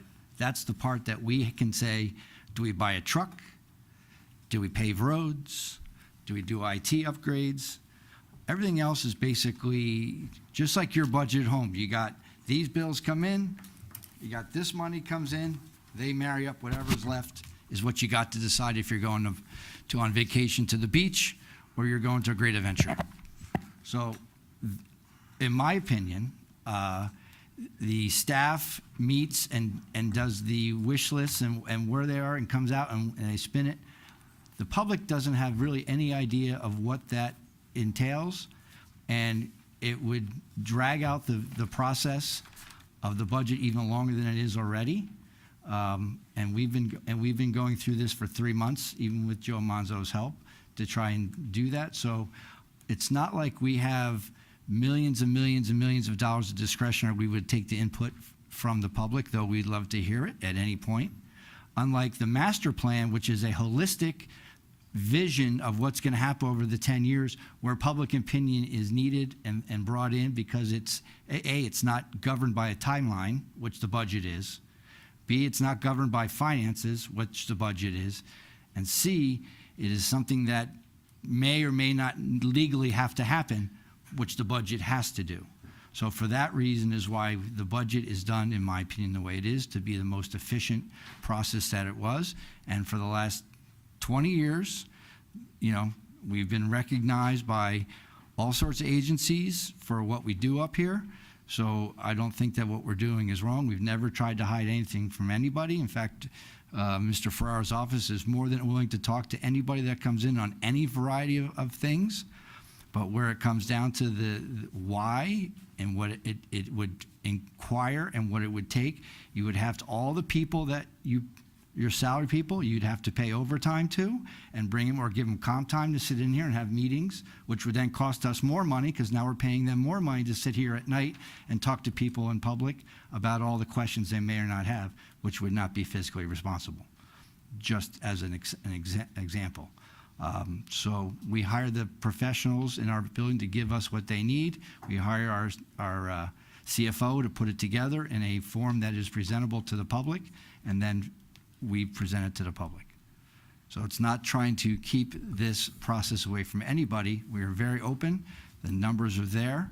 Whether you may agree or disagree on do we need to do IT? Well, yes, a lot of the stuff you think is there, but you don't know the reason for it. If you just ask a reason why we're upgrading the IT, because we're at the end of service, and a lot of the stuff's mandated by the state. We have to update the police software because they made us change all the radios and they made us change the band. So we had to change all our IT stuff to meet the state mandated requirements for the police department. They don't give us any money for that, but they say you need to have it done.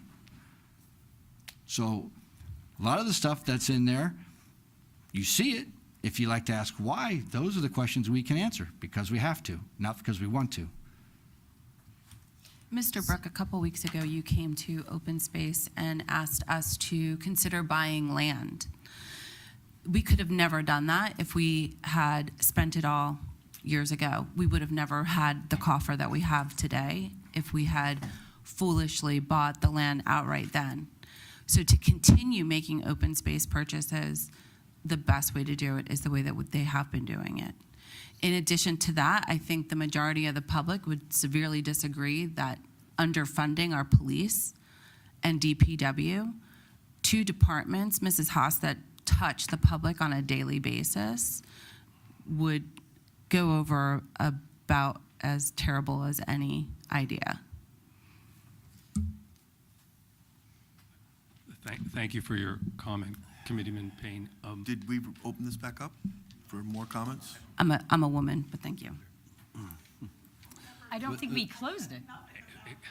Excuse me, Committeewoman. You said it about both. You said police capital expenses for police cars, and That's why they're in the capital budget when they're not a 10-year usable life.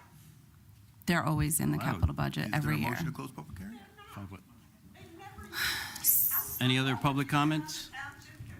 We're not here to shout back and forth, so Yeah, this please. is getting shouting. I'm in a motion to close public comment. There's too much shouting. Motion and a second to close public. You asked if there's any other comments, and I would just like to Well, you've been make- up here already. What did you Well, come up with this time? I was called up, and one thing I would like to certainly make clear to all of you, when you acquire open space, the township has been going it alone since 2014. So for every dollar that we spend, we get zero. If, as Ms. Haas mentioned, we partnered with Green Acres, they would pay up to 50%, and then the county would have paid. And so instead of our going it alone, we need to partner, okay? That's We one way partnered with to the golf save. course, and it still wasn't 50%. All I'm saying is we're not partnering for any of the acquisitions since 2014. So We just need- partnered for the golf course, and Okay. it was not near 50%. It can be up to 50%, but it helps to spread our money much further, as was indicated about budgets. If I can get somebody else to pay 10, 20, 30% of an acquisition, I'm going to do it, but we're not doing it, and we need to do more of it. That's all. It's more fiscally spreading our dollars further. Thank you. Motion and a second to close. So moved. Second. Roll call. Yes. Committeewoman Hand? Yes. Committeeman Lapani? Yes. Deputy Mayor Payne? Yes. Mayor Chicarelli? Yes. The one comment I want to make after hearing a lot about debt is 90% of the construction in the United States is funded by municipal and state debt. So we're not doing anything crazy here. This is ASCE. I was down in DC. We were lobbying for funding and keeping the low rates on municipal bonds. Bonds built America. Bonds are building borough now. We're paving roads. We're giving the DPW what they need. They need a new upgrade of their facility. They need new women's locker rooms. Same with the police here in the municipal building. We have common areas that serve the public that need to be refinished and repaired. We have projects in the library. Everybody complains about the roof leaking. Well, we're going to take care of that. So this omnibus DPW bond, is going to fund all that over the next several years. And we wouldn't be able to do it if we didn't have the excellent bond rating that we do have. And we wouldn't be able to hit the road running with paving as we have without having these bonds in our pocket to get these capital projects done for our infrastructure. Same with stormwater. So we're working on stormwater projects as well. And that's my comment on the minor debt that we have. We still have the best debt ratio in the county, and it's the smart thing to do. And we're not, we've got a lot of work to do, and looking forward to what they do this year, starting this year. So, sorry. We need now a motion and a second to approve the resolution amending the 2025 budget. So moved. Second. Comments from the dais? Any comments from the floor on the resolution for amending the budget?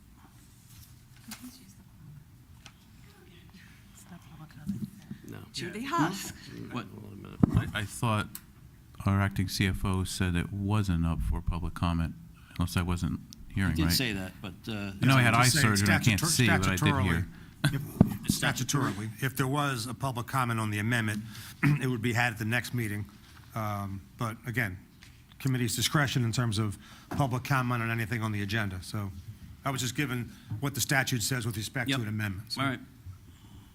So, have at it, Ms. Haas. Okay, if I'm speaking, I think that should count against my time, but if other people are speaking in answer to questions, that should not come off my time, just saying. I've looked at this amendment. Does anybody know what the SFSP is? Supplemental Fire Service I know Program. you know. Does anybody else know? Our CFO knows. I'm not, first of all, I'm not your CFO, Christian Oh, is. you're our former CFO. Yes. I was only your CFO for 2 months. It's a Supplemental Fire Service Program. It was it was a grant program that was I didn't hear what you said. Supplemental Fire Services Program. It was a grant program. Did you still not hear me? I'm nodding because what I saw was Summer Food Service Program Well, I don't know where you saw that, but in the SFS, budget last year. well, that was incorrect. SFSP Okay, good. stands for Supplemental Fire Services Program.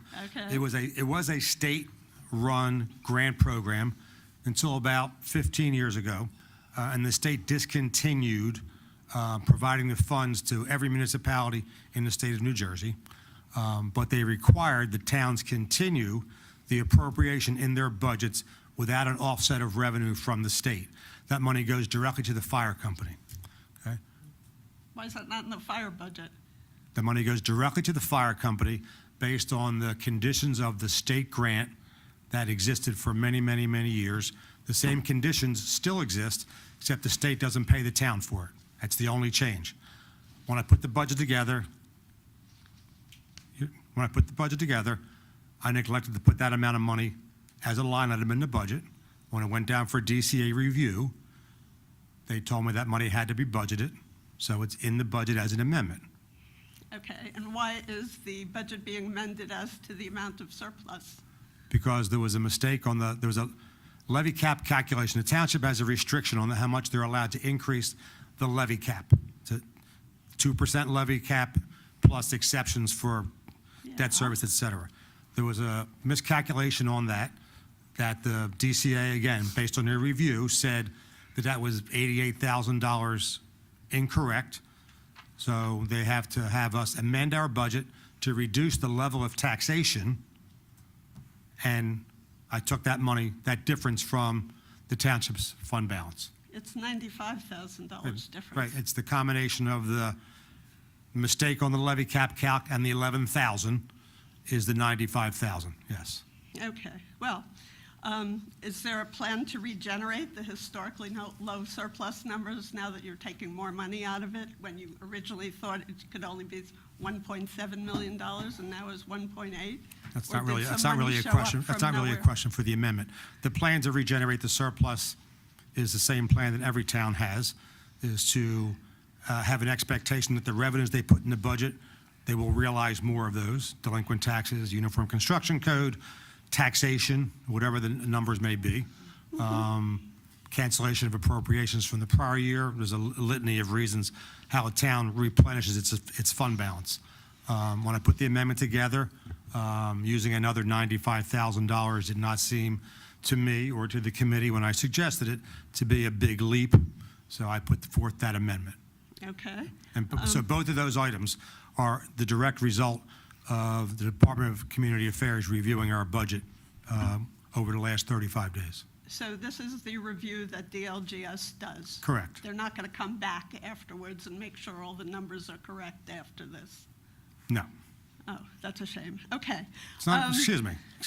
No, That's, stop. excuse me, okay? I've been There's a ass- mistake here. Excuse me? There's a mistake here. There was a mistake already. The DCA has asked us to correct it, which this governing body is about to do. And I applaud them for doing that. And then the budget will be adopted. No, there's a mistake on this amendment. How so? Okay, the item, total general appropriations, H2, says $4.686 million, and you're moving it to $4.7 million. No, it should be $4.697,636.80. Okay, I'll take a look at that. Thank you. Okay? Otherwise, it would add up to a 14,317 difference. Thank you. Okay? Not to mention the fact that your category of total operation, you have two categories of total operations excluded from the cap. The first one should be total other operations excluded from the cap. That's on sheet 20A. And then the total operations excluded from the cap, which also includes shared services and grants, that's on sheet 25. Otherwise, people might think it's the same line since it's not identified differently. So, just trying to be helpful.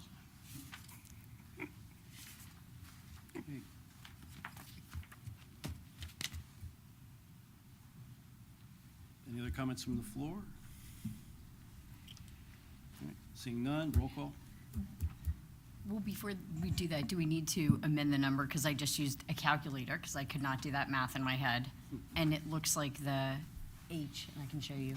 It looks like I don't need you to show me. The budget- 14,317 versus the 11,317. The budget difference. document, the adopted budget document will reflect the correct amendment. DCA has approved that amendment, so. I just meant for Ms. Brake to be able, Yeah. because you If sign there- off on If there's a these. mathematical error for a few dollars, I'll send her the adjustment in the morning, a corrected copy. Yeah, just wanted to note that. you. Sure. What was that? Yeah, Okay, we're good. we'll make the adjustment. Yeah. As noted. So roll call. Committeeman Britting. Yes. Committeewoman Hand. With the change, yes. Committeeman Lapani. Yes. Deputy Mayor Payne. Yes. Mayor Chicarelli. Yes. So may I have a motion and a second to adopt the 2025 amendment? Wait, Are we not did we, opening this up? It's the amendment. it's the amendment? No, We appro- adopt the budget as We amended. approved the resolution to amend it, and now we have to, Adopt the budget as As amended. amended. Adopt the budget as amended, Yeah. yes. Correct. so So moved. Second. this is to adopt the 2025 municipal budget as amended. Correct. Just roll As call. we discussed. Correct. Yep. Roll call. Committeeman Britting. Yes, for all the Committeewoman Hand. reasons the mayor stated. So, I'm sorry. I had questions on number 4. We're not on it, on the resolution adopting the budget as amended? We're I not thought on, we just accepted the amendment, and now we are on to number 4, which is was the resolution authorizing the adoption of the actual budget. with the amendment attached. Right. Yes, Right. I have a question. All right, Ready? yeah. 2 questions. All right. You said you had a question. Yeah. You did that All last right, so time. two for the Two-parter. price of one. 2-parter. Thank you, Mr. Munzo. So this could be to the mayor or Mr. Munzo. So the first one is for Somerville Business Park. Are the county and the schools participating on a proportional basis for those? I think we were taking 600,000 versus the 800,000 in years past. Pilot? I'm not quite sure what your question is about the county and the schools. Yeah, so I'm asking if they're participating, like, as far as that payment that we're taking in for the Somerville Business Park. Are they participating on a proportional basis? Do they get some of that money? No. That's municipal funds. That's a municipal revenue. But are they getting taxed from that property? I just don't, not I don't from know, that I don't payment? know Yeah, the so I status of can that answer property? that. So that deal was made, it's like a 30-year deal. It's been here way before any of us. And the voluntary payment is what they call it, which is the fire department gets some of the voluntary payment as well. It's by occupancy. So as some of us know here, there was a fire, half of it burnt down. They would only now pay on half of that. So per the contract, it's $200,000 to the township, guaranteed as a voluntary payment. It was a 30-year contract. So to answer your question, no, the county nor does the school get any of that. It's But almost like is the it's a separate property thing. assessed? It's not exempt, correct? I'm not sure because the contract's like this. It's on the federal property. It's on federal property. No, Anthony's correct, and you are correct, that the county doesn't share in that and the school doesn't share in that. It's a payment to the township by way of an agreement, like Anthony indicated. In the 30-year deal, do we know just like where we're at in the 30-year, just for reference, or no? There's probably another, I'm just guessing, because there's a gazillion contracts. It won't hold you Maybe to it. like 10 more years, and then it just automatically renews. But we have a very good relationship with this Honorable Business Park, and we have, Mr. Greenstein delivers his check on a quarterly basis or calls me. So we have meetings there all the time, so Thank you. pretty confident. All right, second question was the Amwell Commons pilot. Is the county and are the schools participating on a proportional basis for that? The schools get none of that money. That's what a pilot's for. The counties get their 5% by state statute for both pilots that we have. Okay. That's a statute. Every town in the state of New Jersey that has a pilot is required to pay the county 5% of their, so the amount of money you see in the budget as revenue, that's the 95% of what the township expects to collect. The 5%, it's a paper entries. We only anticipate the 95%. Okay, thank you. Ms. Brake, want to continue the roll call, please? Committeeman Britting? He already Yes, voted I already voted yes, so Okay. double yes. Yes, yes. Committeewoman Hand?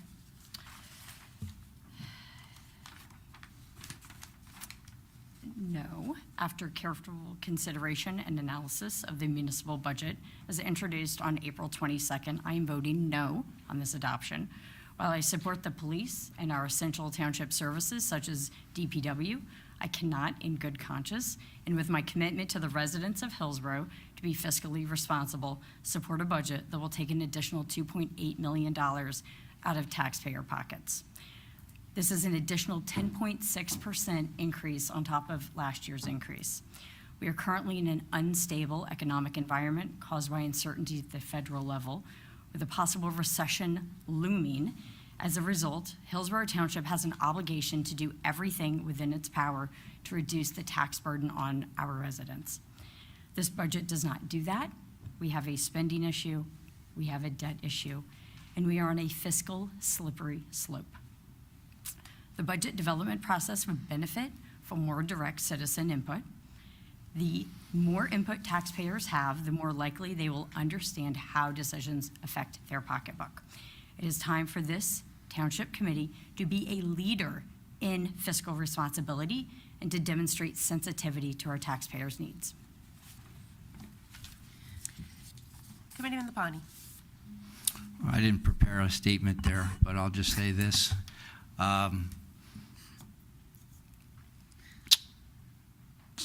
There are some people who sit there and cast judgment without going deep into the weeds, and then there's some that know where the township is and what's best for the township. The roads need to be done, otherwise we'll be further behind. The DPW building needs replaced. The building here needs to be fixed.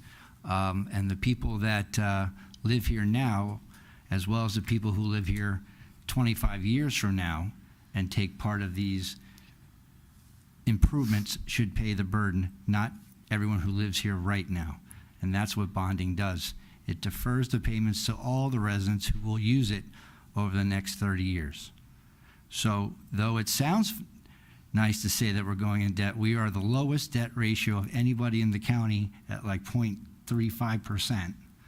We have a $9 billion rateable coming into this town, which is one of the highest, and Mr. Monzo went into that last year. We have a AA bond rating, so what does that mean? That means the professionals who run the numbers say, Hillsborough, you're running it the right way. So I can take the political rhetoric out of it and just tell you that there is work that needs to be done around, and we are doing that without taking a large tax burden on the public. And that you will feel the benefits for the next 30 years if you choose to live here that long, if I'm still here. But so I'm happy with the budget that was presented at a 1 cent increase. Less than. Yeah, well, I was rounding up, 0.7 cents, Thank you, Joe. which gives, I think it was like a $50 a year increase. $50. So I gave you your time, so that's enough. Whereas some other places, including the county, you have about a $300 increase. And then not to cast shadow, the people down the hall from us just passed a $21 million increase, which is going to increase your taxes $350 to $400 over the year. So who's run the ship right? In my opinion, I think it's the group that's right here. And I'm proudly to say that I approve this budget. Deputy Mayor Payne. So I just want to say also, Mrs. Haas, I really truly wish that you were still on the Board of Ed with the math that you can do in your head. And they certainly need you. Just keep going. And, thank you. And You should not speak. And Excuse me. I said, I wish you were still. So that said, I think, Mr. Monzo, we started with, okay. So, Mr. Monzo, we started with a negative number to work on this budget. That then, through 0.8 cents, 0.7 cents, brought us to a slightly positive budget. And I thank you for your effort. Christian, I thank you for your input to this process as well. I know it was like secondary, but also important. The time that we took to go through this detail by detail is important. And I thoroughly appreciate this body's time on that. And thank you. Yes, I approve the budget. Mayor Ciccarelli. Yes, and with some comment that, as Deputy Mayor Payne indicated, we came in with some headwinds on the revenue side. We think that that's going to turn around, which is how we replenish our with some of the construction that's going to be starting. We overcame those headwinds. We've leveraged the financial stability and power of the town to set up our staff to provide infrastructure for our residents. We're in a different time now, not criticizing the past, but I'm saying we've got a changed environment and what we need to do. And, we're giving our township police, our township staff, our township DPW and engineering the tools they need to deliver projects, capital projects, and maintenance for the town. So I've already said yes, I agree with this budget and looking forward to managing, Mr. Ferrara, managing the staff to stay within budget, as we always do. And thank the Finance Committee, thank the staff, thank Mr. Monzo for his help, and hopefully setting the path for Christian to move in. So I don't know if I defer to Mr. Monzo if you have any final comments and thoughts. No, I always like to tell the committee and anybody who's listening what the next process is, just so everybody understands how it works. So when the budget's adopted tonight, it'll be sent down to local government services over the next day or two electronically into their budget document platform. The state will then certify the tax levy. They will notify the county tax administrator of what Hillsborough's tax levy is for local purposes and for open space purposes. They will take those two levies along with their own levy for 2025 and the school levy, and they will strike the total municipal tax rate, and then they will present that information to the township tax collector and the assessor, and the collector will print the tax bills for the remaining 2 quarters of 2025. That's the technical process. That's it. That's it. Thank you. Mayor, something totally separate, which has nothing to do with anything. I just want to thank Joe for being here because it's his anniversary, and I want to wish him and his wife Kathy a happy anniversary. If he doesn't get out of here, we can't won't be be the able to first wish time him that this more happens. anniversaries. Actually, it is. If it was my 20th, I'd be in Europe somewhere, but luckily it's only my 19th, so All right. I'm here. Thank you, Joe. Thank you. All right. On with the work. Consent agenda. We have items 1 through 11 on the consent agenda. Am I missing a page here?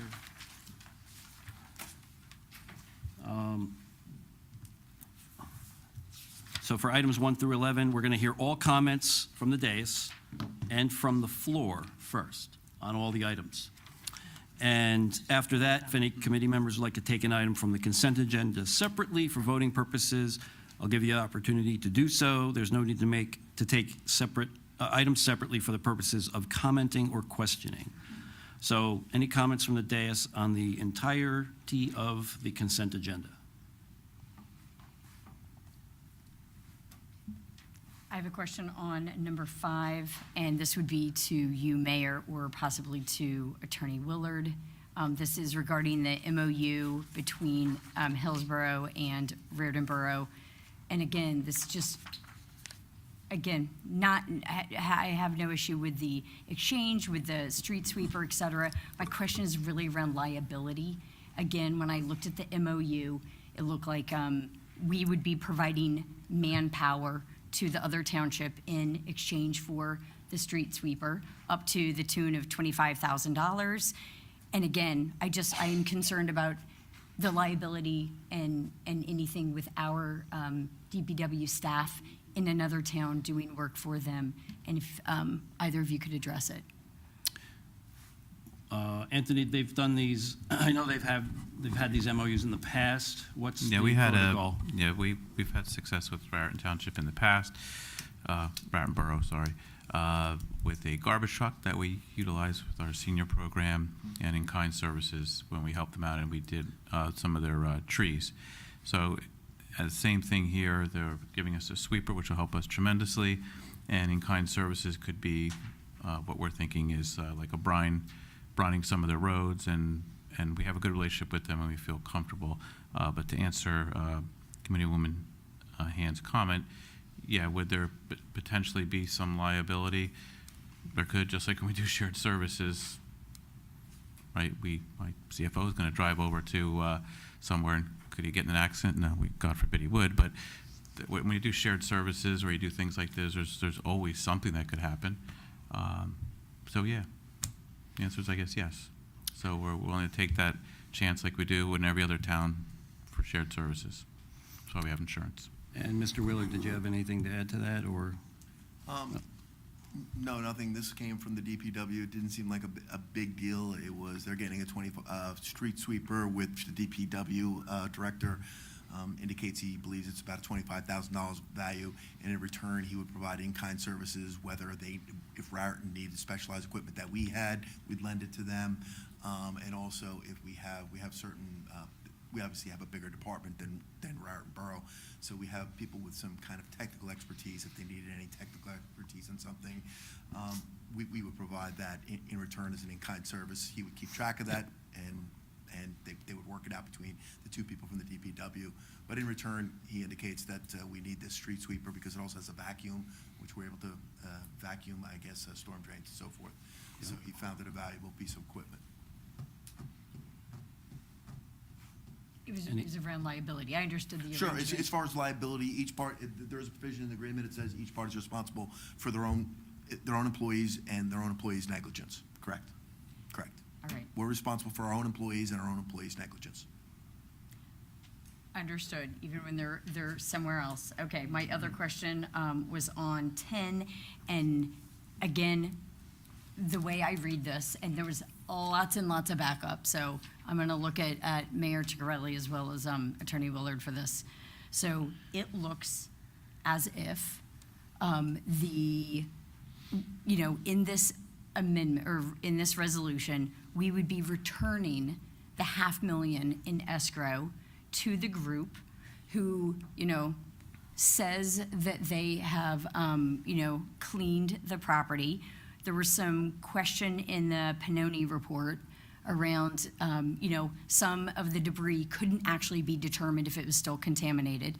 So the whole point for me was, why would we be returning, what's the rush to return this $500,000 to this group when there's really no independent authorization? It may not even be audited for the next 3 years.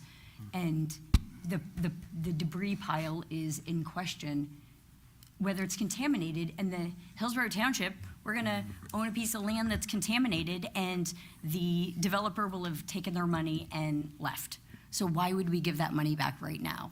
I think then it's just a misunderstanding what you're reading. No, Please. in fact, they hired a licensed LSRP to clean the property. That licensed LSRP has certified that the property is clean. So that licensed LRP did submit what was required under the statute, the remedial action outcome for the entire site. That was requested in our agreement and by our professionals. I asked our professionals to review it. After that, I wanted them to review everything that was submitted. They did review everything. And they put together a report, and quite frankly, I can just tell you in the usual course, kind of once you get the RAO in a commercial transaction, that's it, transaction's over. Here's your money, the transaction's over. That's what usually happens in the usual course. They reviewed this. They pointed out a couple minor things, but they indicated, I spoke to Chris personally, he said, listen, these are nothing items, but all I would do is put together an agreement that basically says, to cover our asses, that, so to speak, that we enter an agreement with them that says if anything comes up in the audit period, that they'll take care of it. Quite frankly, between me and you, I don't know if I'm entitled to that, but they agreed to provide it, so I'm taking it. Well, I guess my point is, NJDEP has a 3-year audit period. Lots of cuts right now. No, I don't have faith that NJDEP would be able to come and audit that property. Hillsborough Township is in a position of owning. Well, I guess my point being, you use the example, they hired an LSRP. Look, I tell my kids to clean their room. They tell me they cleaned it. I don't know, trust but verify. I like to go up and check that room. I think that we should, out of that money, have an independent group, not the LSRP who cleaned it up, but have an independent group, because Pannoni in their report still says there's question about the debris pile. Is the contractor, he's independent, he has a license, and it's his license that he puts up that the DEP will accept, that his RAO, just like any other contaminated site that we deal with in the town, that we're dealing with in the county. The LSRP is a licensed site remedial. If he gives the approval, he is essentially working on behalf of and given the power by the NJDEP to act on their behalf. And then they do have the right, as you said, possibly to audit 3 years from now. Whether they will or not, that's up to them. Probably not. On a site this small, and the remedial action on this was very, very menial. There wasn't a lot of contamination here. It was just some debris that was on the property that they cleaned up. So, but to answer your question, the LSRP is the law in the state of New Jersey, whether you like it or not. They've been given the power and their license to issue this RAO, and I'm sure the mayor in his position has seen this before also. So on the flip side, we've been waiting for an LSRP to give us an RAO for other properties that has been 7 or 8 years now. We've been waiting for that LSRP to finish the remediation. So it all depends on the site. The site was relatively nominal. There wasn't a lot there.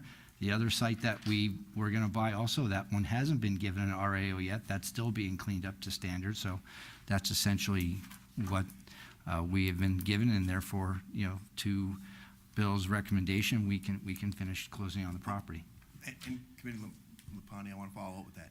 Pinoni's not saying not to return it. They are saying you should return it. They're just suggesting get this agreement. And that's what I'm doing. Right. That's what I'm doing. They're not suggesting, and they've reviewed all the documents, and they have no problem with it. They indicated there's no issue. They're just indicating that per regulation, the DEP has the right over a 3-year period to do an audit, and if they find something deficient, to take action. So all they're saying is, given that regulation, you should get an agreement with them to make sure that they remain responsible under the regulations for the property, and the seller has willing to do it. So that's all the agreement says. But they have done what they were contractually obligated to do, and that is provide an RAO for the entire site, and they did it.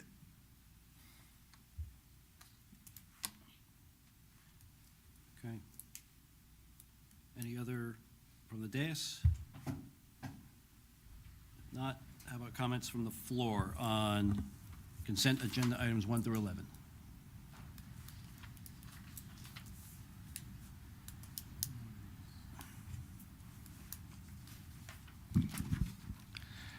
David Brook.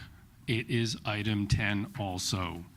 And I'm concerned about consent agenda item number 10. I'm going to ask you to reconsider the passage of this resolution since its conditions will not adequately protect the interest of us, the taxpayers. Why, you say? Well, as was indicated before, there was a licensed LSRP paid for by the owner of the property. They identified contamination at 1170. It's not clear what level of remediation occurred and whether any of this contamination has contaminated groundwater or has the potential to contaminate groundwater. The concern about the LSRP, it's the fox watching the chicken coop. They're being paid for by the owner. And we've seen this on other properties, including one of the warehouse properties on Homestead Road. The LSRP does the minimum necessary to get by, and the likelihood of an audit by DEP is 10%. 10%. 1 in 10 chances that DEP will actually audit it. You may recall that I spoke with all of you, or most of you, on November 28th, 2023. I spoke with you about Ordinance 2023-15. And I spoke with you about mistakes in the acquisition of this particular property. Mistake number 1, you approved acquisition of this property purchased by Redcom in 2021 for $1,050,000, and we paid $5,300,000, more than 5 times the purchase price in 2 years of ownership. That purchase violated our own ordinance 77.3, which specifically says that you cannot acquire property beyond the fair market value. Our town assessor appraised the property at $958,000 back then. So that was one of the concerns. Mistake number 2, you only had one appraiser come and look at this property, not even an independent one. And DEP, Green Acres, requires 2 to look at it. This appraiser did not conduct any environmental assessment. That's also required by Green Acres. Is this a reopening of the ordinance hearing that occurred last year? Can you just ask a question on what the consent agenda is? Let's not go into the history of the project. So I raise these issues, and no one in New Jersey purchases property, especially with open space monies, without conducting at least one or some environmental due diligence, as Mr. Willard was aware at the time, okay, and indicated that that wasn't a problem. Okay, so contamination has now been found, and my concern about releasing this $500,000 is that it's plain simply wrong. One thing we know about environmental contamination is that it's predictably unpredictable, and that we often find things later on.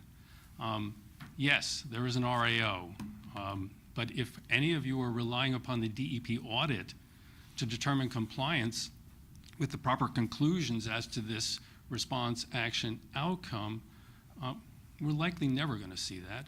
especially considering they're only obligated to audit 10% of each of these reports in a year, right? So we have a 1 in 10 chance that they'll actually audit this report.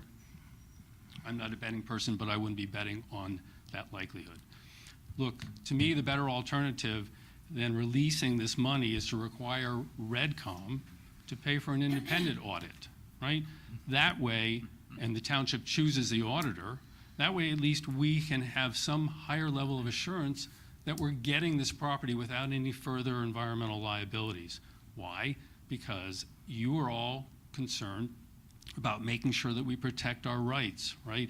Protecting the township's rights by not releasing this escrow. Otherwise, we, the township taxpayers, may find ourselves paying to litigate further cleanup or liability should we find additional contamination. And by the way, one of the contaminants that at least I saw was mercury. I don't consider that a benign substance. So once we own the property, we're going to be liable for any environmental responsibilities that come up. And to me, that would be mistake number 3, because I believe that we really need to make sure that we are protecting ourselves, protecting the residents from any further possibilities there. And that's the concern about the LSRP. I know it's the law, but it's honestly not a good law. One last comment, if I may. Mayor Ciccarelli, I believe you have a conflict of interest in this matter. And I think as to this matter, I would ask that you recuse yourself for item number 10, simply because I believe there is a relationship between yourself and Redcom in some format. Thank you. Just as a matter of response, because for those who might be listening, I just want to make sure they don't get the wrong impression based upon what was just stated. So number 1, we did do an appraisal of this property when we purchased it. We entered into it based upon appraised values. Number 2, with respect to the contract, as in any contract, you have a contract of sale, and in that contract of sale, there's a due diligence period to do an investigation. During that investigation, there was some indication that there might have been there was some debris piles on the property. So based upon that, we asked them to take care of it. We had a meeting with them, and they agreed. They had a LSRP. They hired an LSRP. The LSRP did, in fact, take care of it. They remediated the property. They did everything. They provided the reports. They submitted everything to the DEP, and they did what they were contractually obligated to do, and that is to provide a remedial action outcome for the entire property. They originally wanted to do it just for the debris fields. We requested it for the entire property, and they agreed to do it, and they did it at their own cost and expense. So they did that. Now, as far as the representations that somebody's being hired and they're falsifying documents and not doing it to standard, we had Pannoni review it. So we did have somebody order it. It wasn't just their LSRP who did this. Their LSRP did the work. Then our LSRP from Pannoni reviewed it all. And after reviewing it all, they indicated that they don't believe there's a problem here. They indicated just that there's a regulation. The regulation allows an audit by the DEP up to 3 years. I think the last comment from the commentator, Mr. Brook, was indicating that, well, what's the odds that that they would even audit it? Well, that's the whole point. We don't think they will audit it. Therefore, there's nothing else to do. But if they did audit it, and if they did find something, this agreement would say, oh, you guys got to go back and correct it. But we agree. We don't think the DEP is going to do anything, because the LSRP has already issued an REO for the entire property. This wasn't like a highly contaminated site. So again, I would suggest just the opposite. He talked about attorney's fees and litigation. If we don't approve this, there'll be attorney's fees, there'll be litigation, there'll be interest, because we'll be in violation of a contract for not returning their money. That's all. Any other comments from the floor?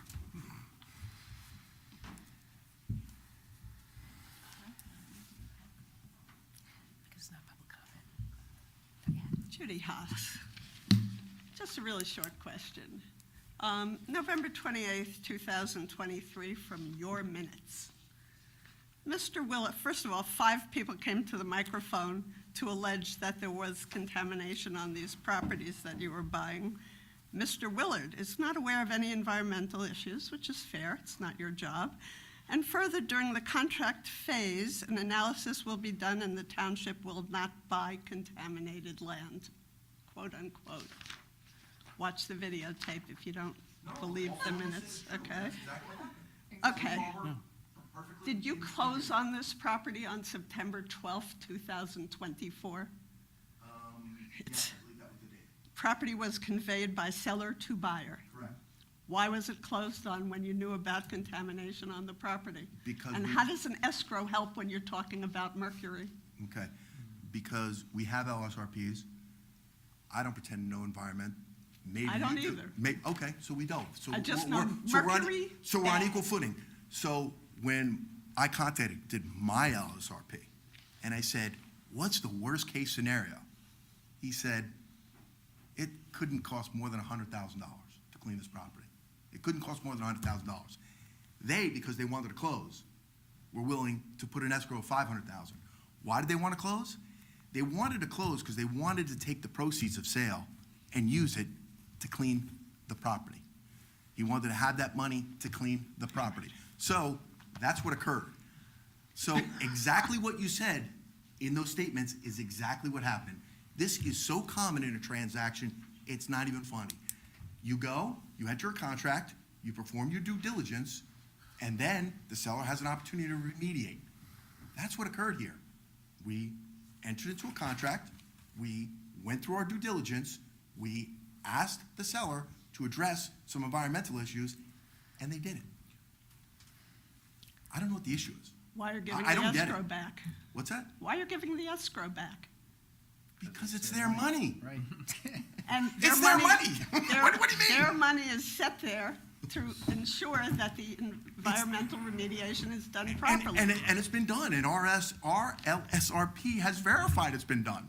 He's not saying it hasn't been done. All he's saying is the NJDEP, per regulation, has the right to audit it for up to 3 years.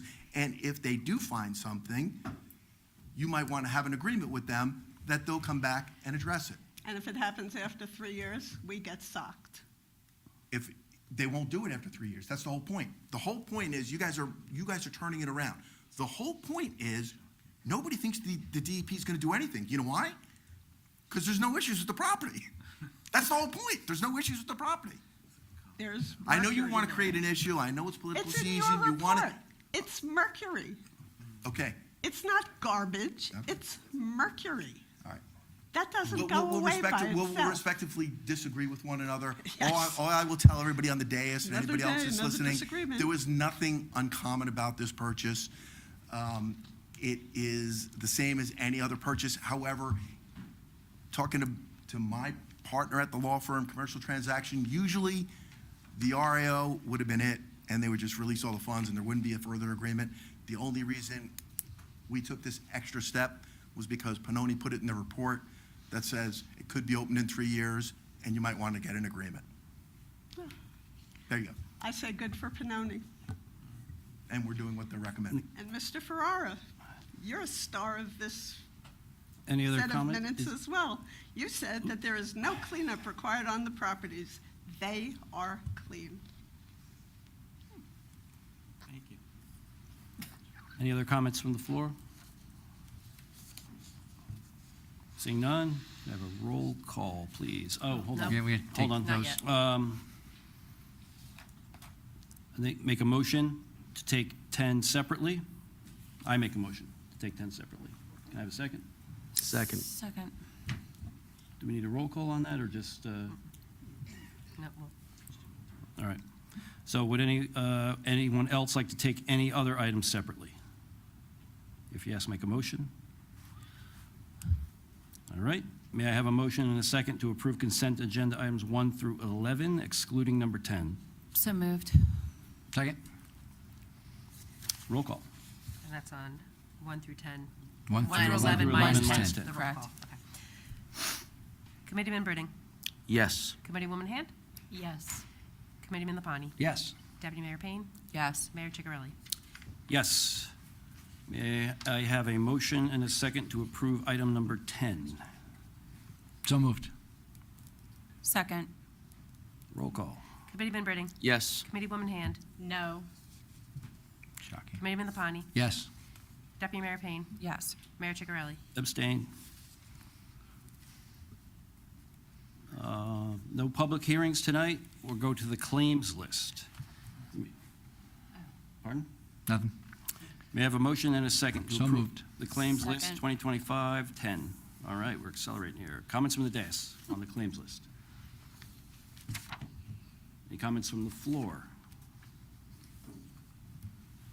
All right, seeing none, roll call, please. Committeeman Britting? Yes. Committeewoman Hand? Yes. Committeeman Lapani? Yes. Deputy Mayor Payne? Yes. Mayor Ciccarelli? Yes. All right, no new business. Public comments for matters not on the agenda. Ms. Brake, please read the statement regarding public comment. The Township Committee welcomes input from the public. Please state your name and address and spell your name for the record. You will be given 1 3-minute allotment for your comments. Please understand that this public forum is not structured as a question and answer session. Comments are to be addressed to the mayor. Again, please keep your comments to 3 minutes. Thank you.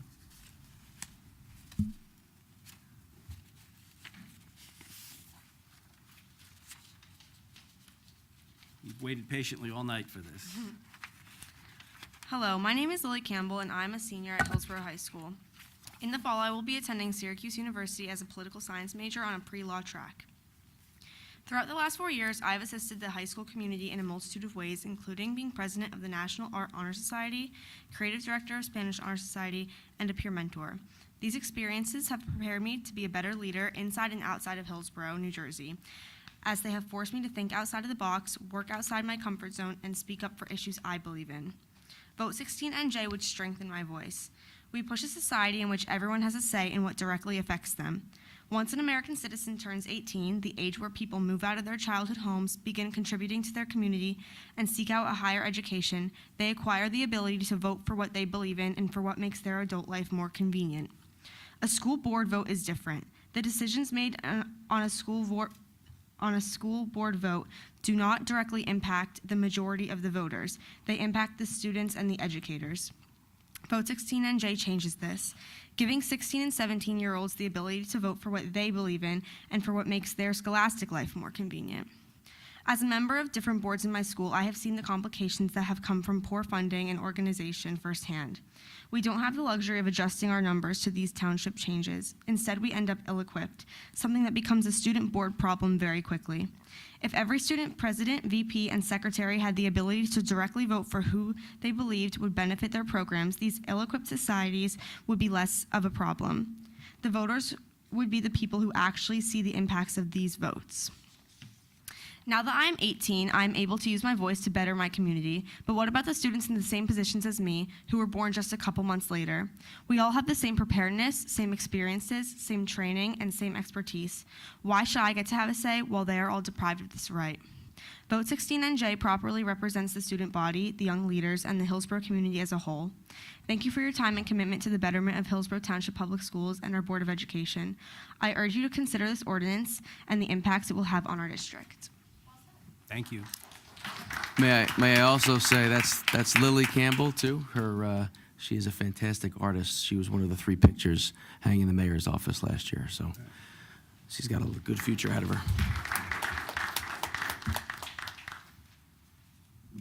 So hey everyone, my name's Aditi. I am currently a sophomore at Hillsborough High School. I just want to begin this by saying that from an early age, I've always believed in the importance of having my voice heard, whether in the classroom, at home, or anywhere else. In 4th grade, I had my real first taste of advocacy, a 200 signature petition to get Diwali fully recognized by the school board. For me, Diwali wasn't just a day off. It was one of the few tangible connections I had to my cultural heritage. As 9-year-olds, we didn't spark immediate policy change, but that moment ignited a fire in me. That was in 2019. In 2023, Diwali officially became a recognized holiday in our district. The reason for the delay, except for COVID, the lack of student advocacy. As the president of the HHS Debate Club, I've come to understand just how essential youth voices are in shaping policy and progress. This truth became especially clear during my recent trip to Washington, D.C., where I had the opportunity to explore the law more deeply and actually got to role play in our conferences. I was struck not just by the formality of these institutions or the magnitude of the decisions being made, but by the presence of students just like myself, who were remarkably informed, confident, and ready to engage. These weren't just kids on a field trip. They were young leaders armed with facts, armed with policy briefs and personal stories. They challenged perspectives, asked sharp questions, and held their own about controversial topics. Watching them advocate, whether on climate change, civil rights, or education reform, made it undeniably clear. Students aren't the leaders of tomorrow, they are the leaders of right now. And what better way to lead than in our own school systems? We're not just impacting our community, we're also paving the way for younger students like I was to have a voice, to speak up and ask questions, and be the change makers we are meant to be. The Vote 16 NJ ordinance does just that. And while I'm not 16 yet, I've seen my friends take on jobs, drive themselves, and have leadership positions. So why should a number be the only determining factor about the impact they can make on their community? It just doesn't make sense. I'd like to thank Sanjana, Vote 16 NJ, and our very own mayor for standing up to have student voices heard. And as you said, even though there might be small votes, every vote counts. Thank you, and I urge you all to pass this ordinance. Thank you.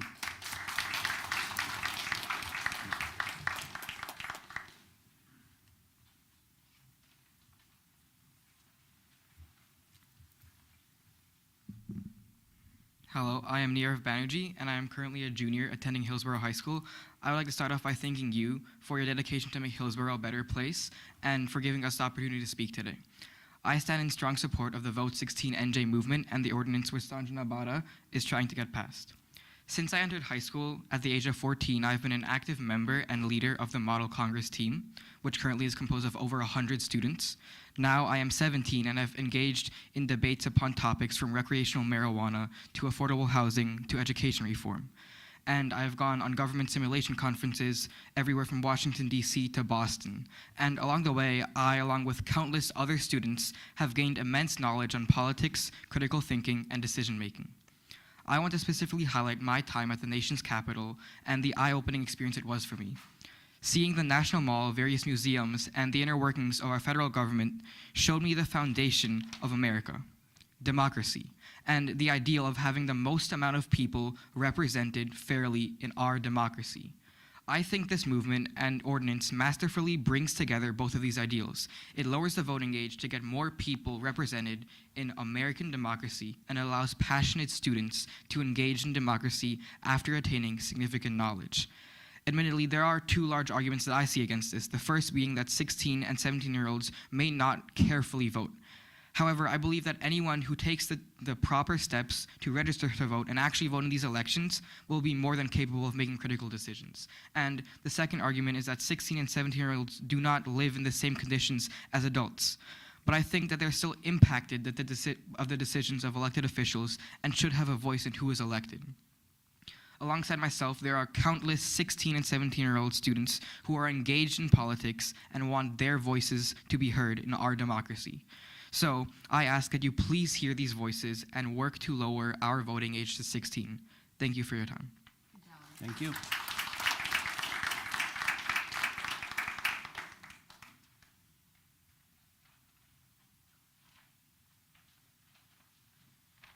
Good evening. I'm Daniel Shapiro. I'm a sophomore at Hillsborough High School, and I am 16 years old. I've also been a 2-year officer at Hillsborough High School's Model Congress and Model UN Club. In my opinion, it's vital that our township and our district allow 16-year-olds to vote in the school board elections. 16-year-olds can drive, they can have jobs, they can pay certain taxes, and do other things which all contribute to our society. They're responsible for a future, and they have higher civic knowledge than most people over the age of 18.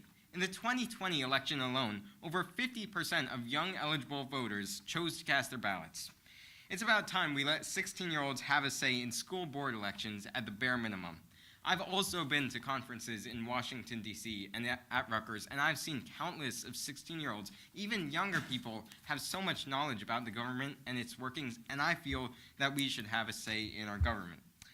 Yes, most adults have completed high school, but times have changed. Not only have we grown alongside evolving technologies, but what we learn and how we learn has also changed over time, alongside the shifting political atmosphere. We 16-year-olds know what life can be like with extracurriculars, balancing our social life with honors classes. I mean, for example, despite our high school's alleged no homework policy, I spent countless nights past 12 a.m. working on assignments or projects, and I've barely gotten enough sleep because school starts at 6 a.m. and I need at least 8 hours of sleep at my age. The school board makes decisions that influence these policies, and if we're allowed to cast our ballots for the school boards, no matter how many people vote, it's important that we have a say in what our high school does, what the school board does, and who's on it. Thank you for your time, and thank you to Sanjay Nambata for inviting me to be here. Thank you.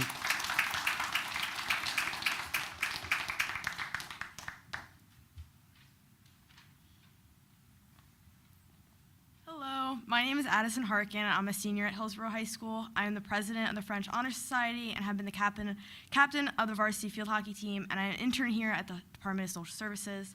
I'm attending Northeastern University in the fall, where I plan to pursue a double major in English and political science on a pre-law track. And I hope to use my experiences in Hillsborough High School to further educate myself and others throughout the next 4 years of my life. Vote 16NJ is an incredible opportunity for students within our community to voice their opinions and fulfill their civic duties. As citizens, we have a responsibility to participate in our government and petition for what we believe in. Voting has a possibility of empowering young people around our nation, and the most empowering moment of my life was my first time voting. In this building, on November 5th, 2024, I walked into this building with a smile, with a sense of joy and hope. While the experience was quick and I really only just hit a couple of buttons, I left with a true sense of passion and pride for this country and for myself as a citizen. And I hope that everyone gets the opportunity to share that same feeling that I felt as I left the voting booth. At HHS, students are told to stand up for what they believe in and voice their opinions when given the opportunity. In AP Government and Politics, which I took last year, we were taught basic civic responsibilities we have as citizens. But Mr. Fenster also taught us how to become true citizens by expressing our beliefs and fighting for change. But as students, we don't have the opportunity to vote on our behalf within our district in the school. The opportunity students have is not given to us, even though we are the ones that are have to deal with the policies that are implemented on our behalf. We can provide the perspective of students through these voting procedures and the abilities that Vote 16NJ is providing for us. And it would be an incredible opportunity for all of us to be able to be in the voting booth and have that power that we can get an opportunity for school boards to represent who we are as students and not just the larger population besides us. And when students are provided with the opportunity to vote in school board elections, we are giving them a chance to properly represent themselves and engage with their civic duties.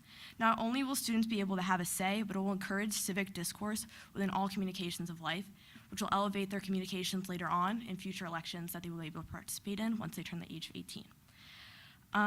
This ordinance will allow students to vote directly on those that influence their education, and students will be properly represented and given the opportunity to be active members of our local community. I'd like to say thank you so much for your time tonight, and I want to thank Sanjay Nambata for inviting us all tonight to speak with her, and I hope you all consider the possibilities Vote 16NJ has to offer.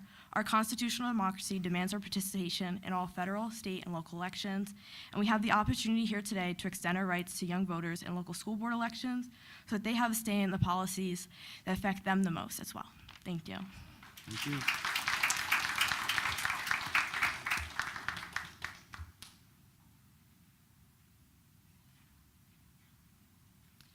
Hello, my name is Delia Wagner, and I'm a senior at Hillsborough High School as well. Next year, I will be attending the University of Michigan and majoring in biology on a pre-medicine track. I'm also currently serving as the president of our Jewish Student Union at HHS and also the Habitat for Humanity Club. I believe that Vote 16NJ is an amazing organization that gives teens an opportunity to express their opinions and their political interests. As someone who recently turned 18, I grew excited at the chance to participate in our civic responsibility through voting. However, I believe that students younger than 18, ages 16 and 17, should also have the opportunity to express their beliefs and fight for their values for our country. Students are underrepresented in both the school board elections and other local elections. In November of 2024, I was not yet able to vote and express my opinions for our country and our school. As the individuals most greatly affected by school board decisions, I believe we should have the right to voice our own opinions through voting. As a leader of the Jewish Student Union in our school, I believe it is our right to say what it is our right to have a say of what majorly impacts our school. As a leader in our school, I think it's very important to voice our opinions for progress and change. This ordinance would allow students to have that power over their own community and school daily life. Thank you for listening, and thank you to Sanja Nabata for inviting us all to speak here. And I hope you will all consider how Vote 16NJ would positively impact our students, future leaders, and young community members. Thank you. Thank you.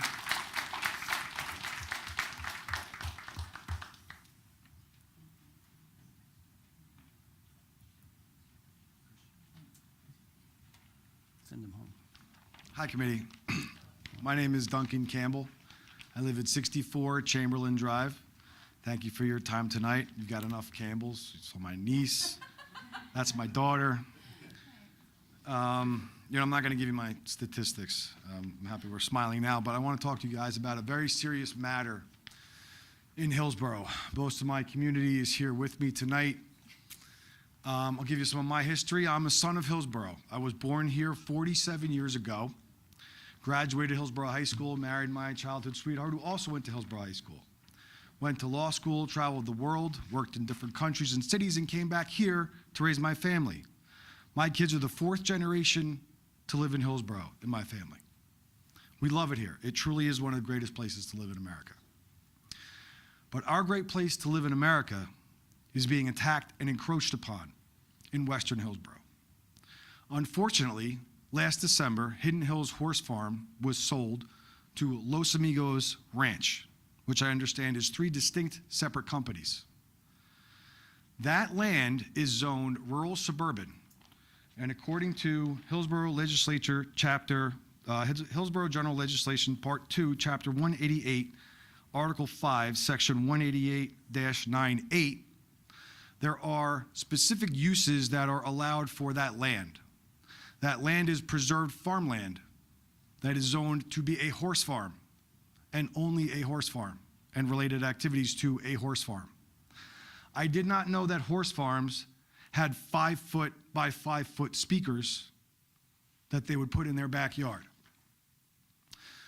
This horse farm constantly violates noise statutes, to say nothing of the daily zoning law violations that go on. They put these violations on social media, on Instagram, on Facebook.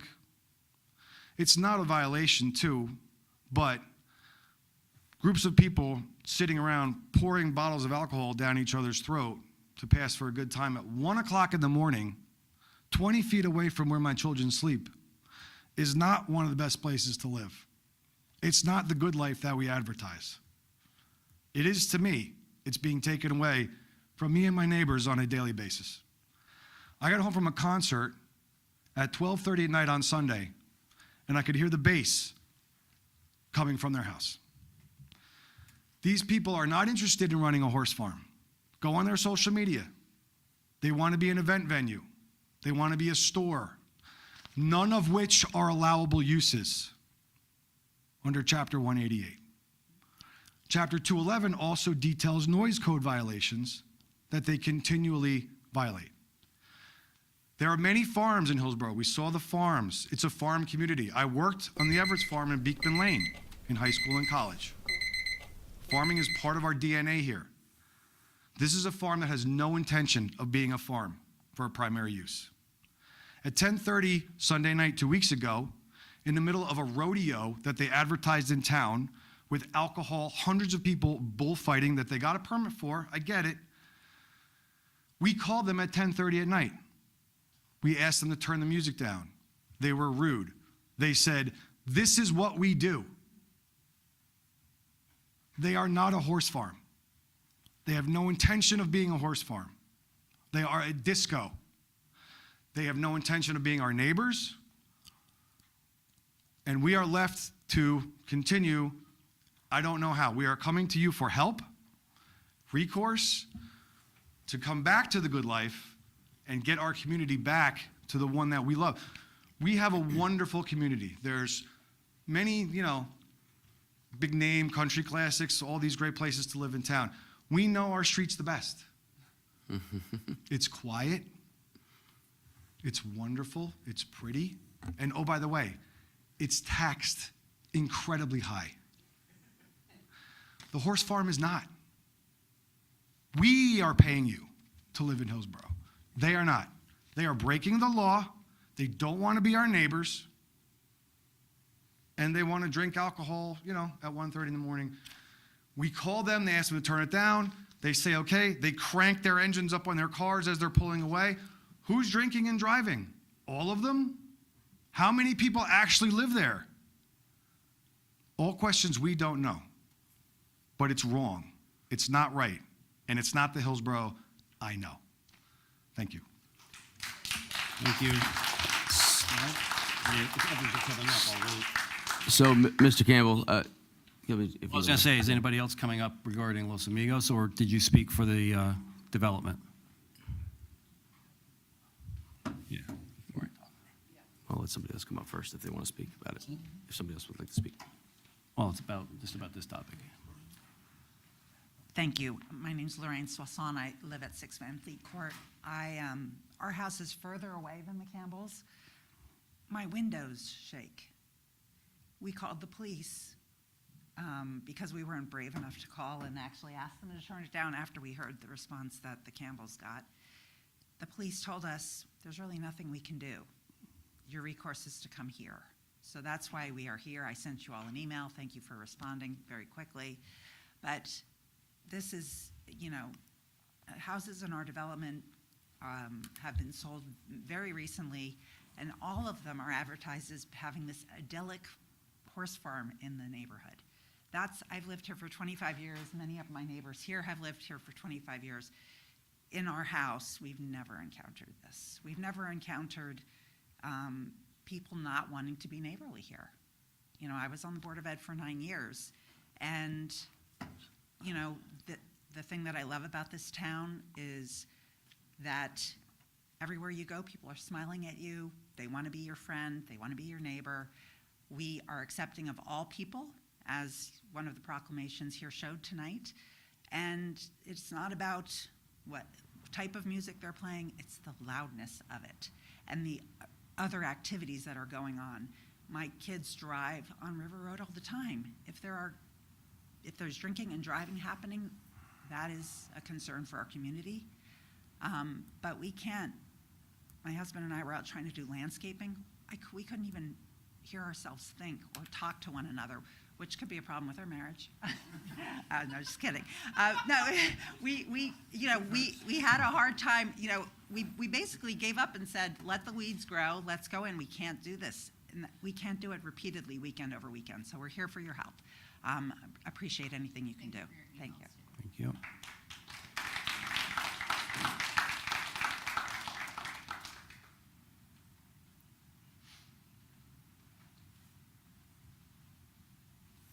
Hi, I'm Rich Princiato at 70 Chamberlain Drive. Just like you gave them a permit, someone gave them a permit for that. Like on May 18th, they have a flyer, $50. They had a concert. They didn't have a horse rodeo. I mean, they had a rodeo, but they had a concert. They advertised the concert. I can't get a permit for an 8x8 shed on 2 acres. And they got a permit for, for this concert. Like the PA was worse than the music. Like there was someone on a PA just yelling and screaming for throughout the night.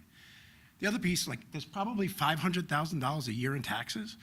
Bring the assessor down with having one of these parties and reassess my house and lower my taxes. Thank you. Thank you.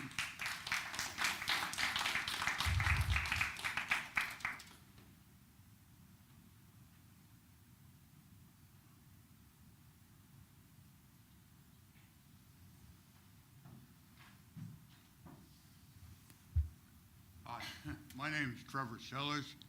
I live on Orchard Drive. I really don't hear it at night. I'm usually in bed around 7 o'clock. But I read the noise ordinance. It looks like it was very well written. It has decibels, enforcement officers. I don't even know.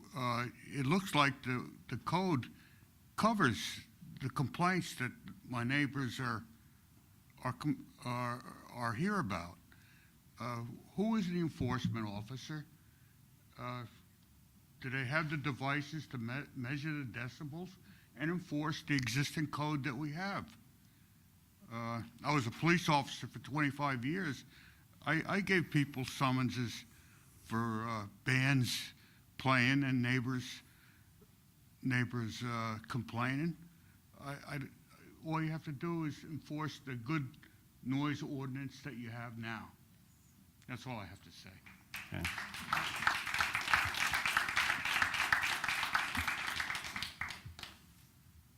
Anybody else from that area? So we've, as Ms. Soisant said, when you said you're on the Board of Ed, I'm like, oh, that's where I recognize your name from years ago. The police have investigated. Our health department is going up there tomorrow, I believe, with the county. The county are really the ones who enforce and have the equipment to enforce the noise ordinances. So we're getting them involved. From the usage issue. So, yeah, I said health. Yeah, building and health.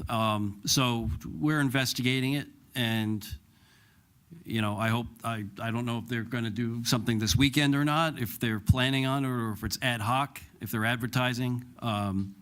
But we're on it, and I guess we'll communicate what results we have and what steps are being taken. I know the police have reported that, the number of times they were up there on the various days. And, if they got up there and there was no noise, then what are they going to do? So it's other than issue a warning. But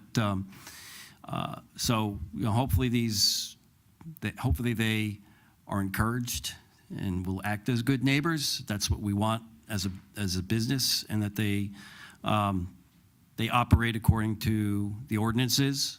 I know with farming operations, there's little codicils and all kinds of things that can be done, but so our zoning department, this covers multiple departments at the township, and so we're involving them when we can and when we want to, or when we need to. So we are looking into it, and hopefully we get this resolved and they act neighborly. So we appreciate you all coming out.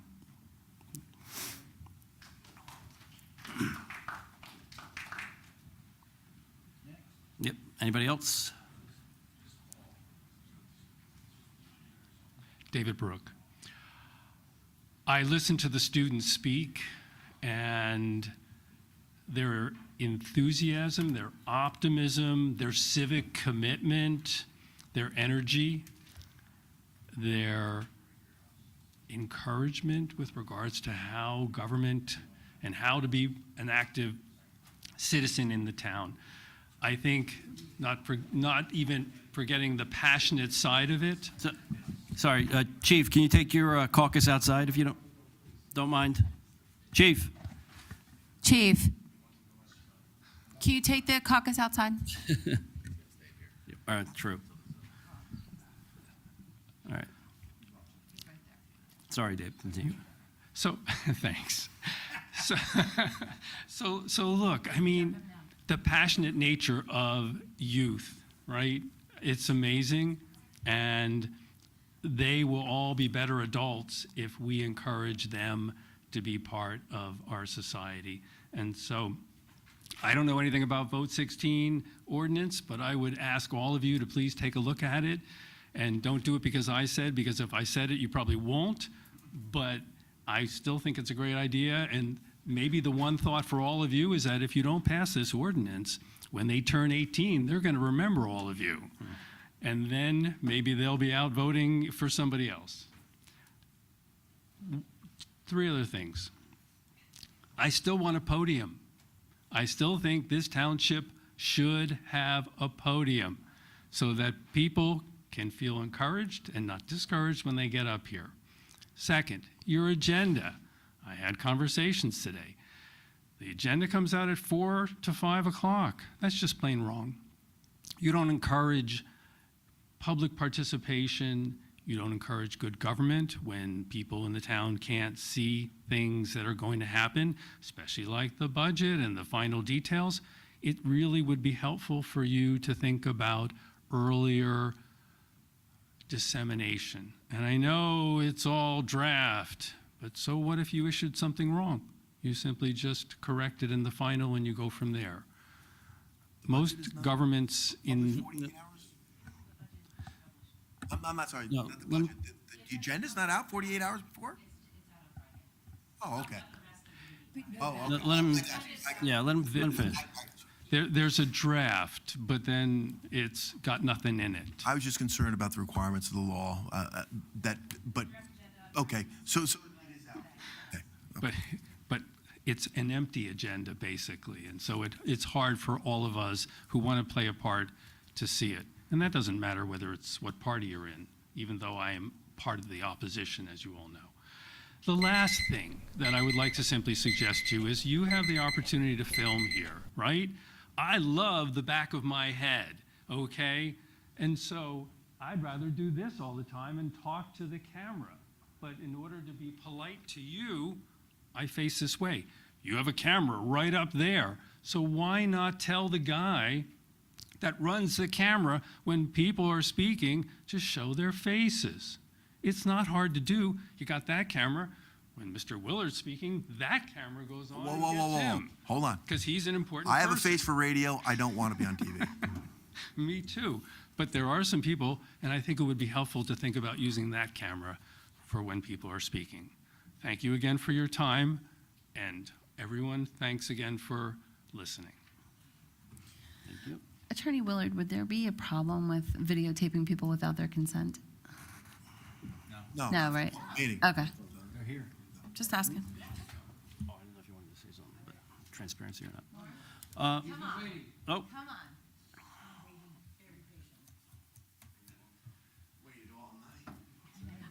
I feel bad because they asked me what the estimated length was, and I You said an hour. apologize. You said an I was being We don't very- even get through proclamations in an hour. Are you I kidding? apologize. Holy cow, that was. I am glad I just witnessed these high school students speak tonight. So I was happy I was here to hear them because it's very impressive. yeah. Can somebody please, they're not here anymore, but they had nice typed speeches. I got this chicken scratch here I wrote. When I retired, I threw my printer out. Anyway, I'm Sal Pulio, and I have lived in Hillsborough over 30 years. I'm here tonight to urge you to prioritize the paving of Montgomery Road, mile-and-a-half unpaved stretch that significantly impacts the quality of life and safety to those that use and live on this road. Unpaved roads generate excessive dust, which reduces visibility and poses health risks, especially for children, elderly, and those with respiratory issues. This section is also as hazardous during rain or snow, increasing the risk of accidents and emergency response delays. There are so many potholes that cars drive on the opposite side to avoid them and risk an accident. I know paving involves an investment, but the town is wasting money maintaining this section. Paving would avoid adding gravel and grading this at all the time. The paved road will improve the quality of life, increase property values, and improve access for deliveries, school buses, and residents. I have used the word paving so everyone understands, but I'm talking about the application of chip sealing. So I have already had a sit-down meeting with Rich Receve from DPW, Anthony, and Sean. And the email response I got was that Hillsborough has no plans to pave this road. I took a poll. Everybody lives on Montgomery Road and the adjacent roads. The majority want it done. I have the signatures to prove it. I could send them here if you want. But no plans, unacceptable. It's got to be a plan. We all pay taxes. Why are we being discriminated on? It feels like discrimination. 2025, and we don't have a paved road. Street sweep my street, can't happen. Thank you for your time. And just for clarification, I'm sorry, because I'm looking at a map. On Montgomery Road, can you just give me the 2 points? The part that is unpaved that you're asking to be paved? The whole top section. I'm sorry, just from From Woodsville David's Road. Lane to Shoren Lane. Okay, that's what I was looking for. Thank you. All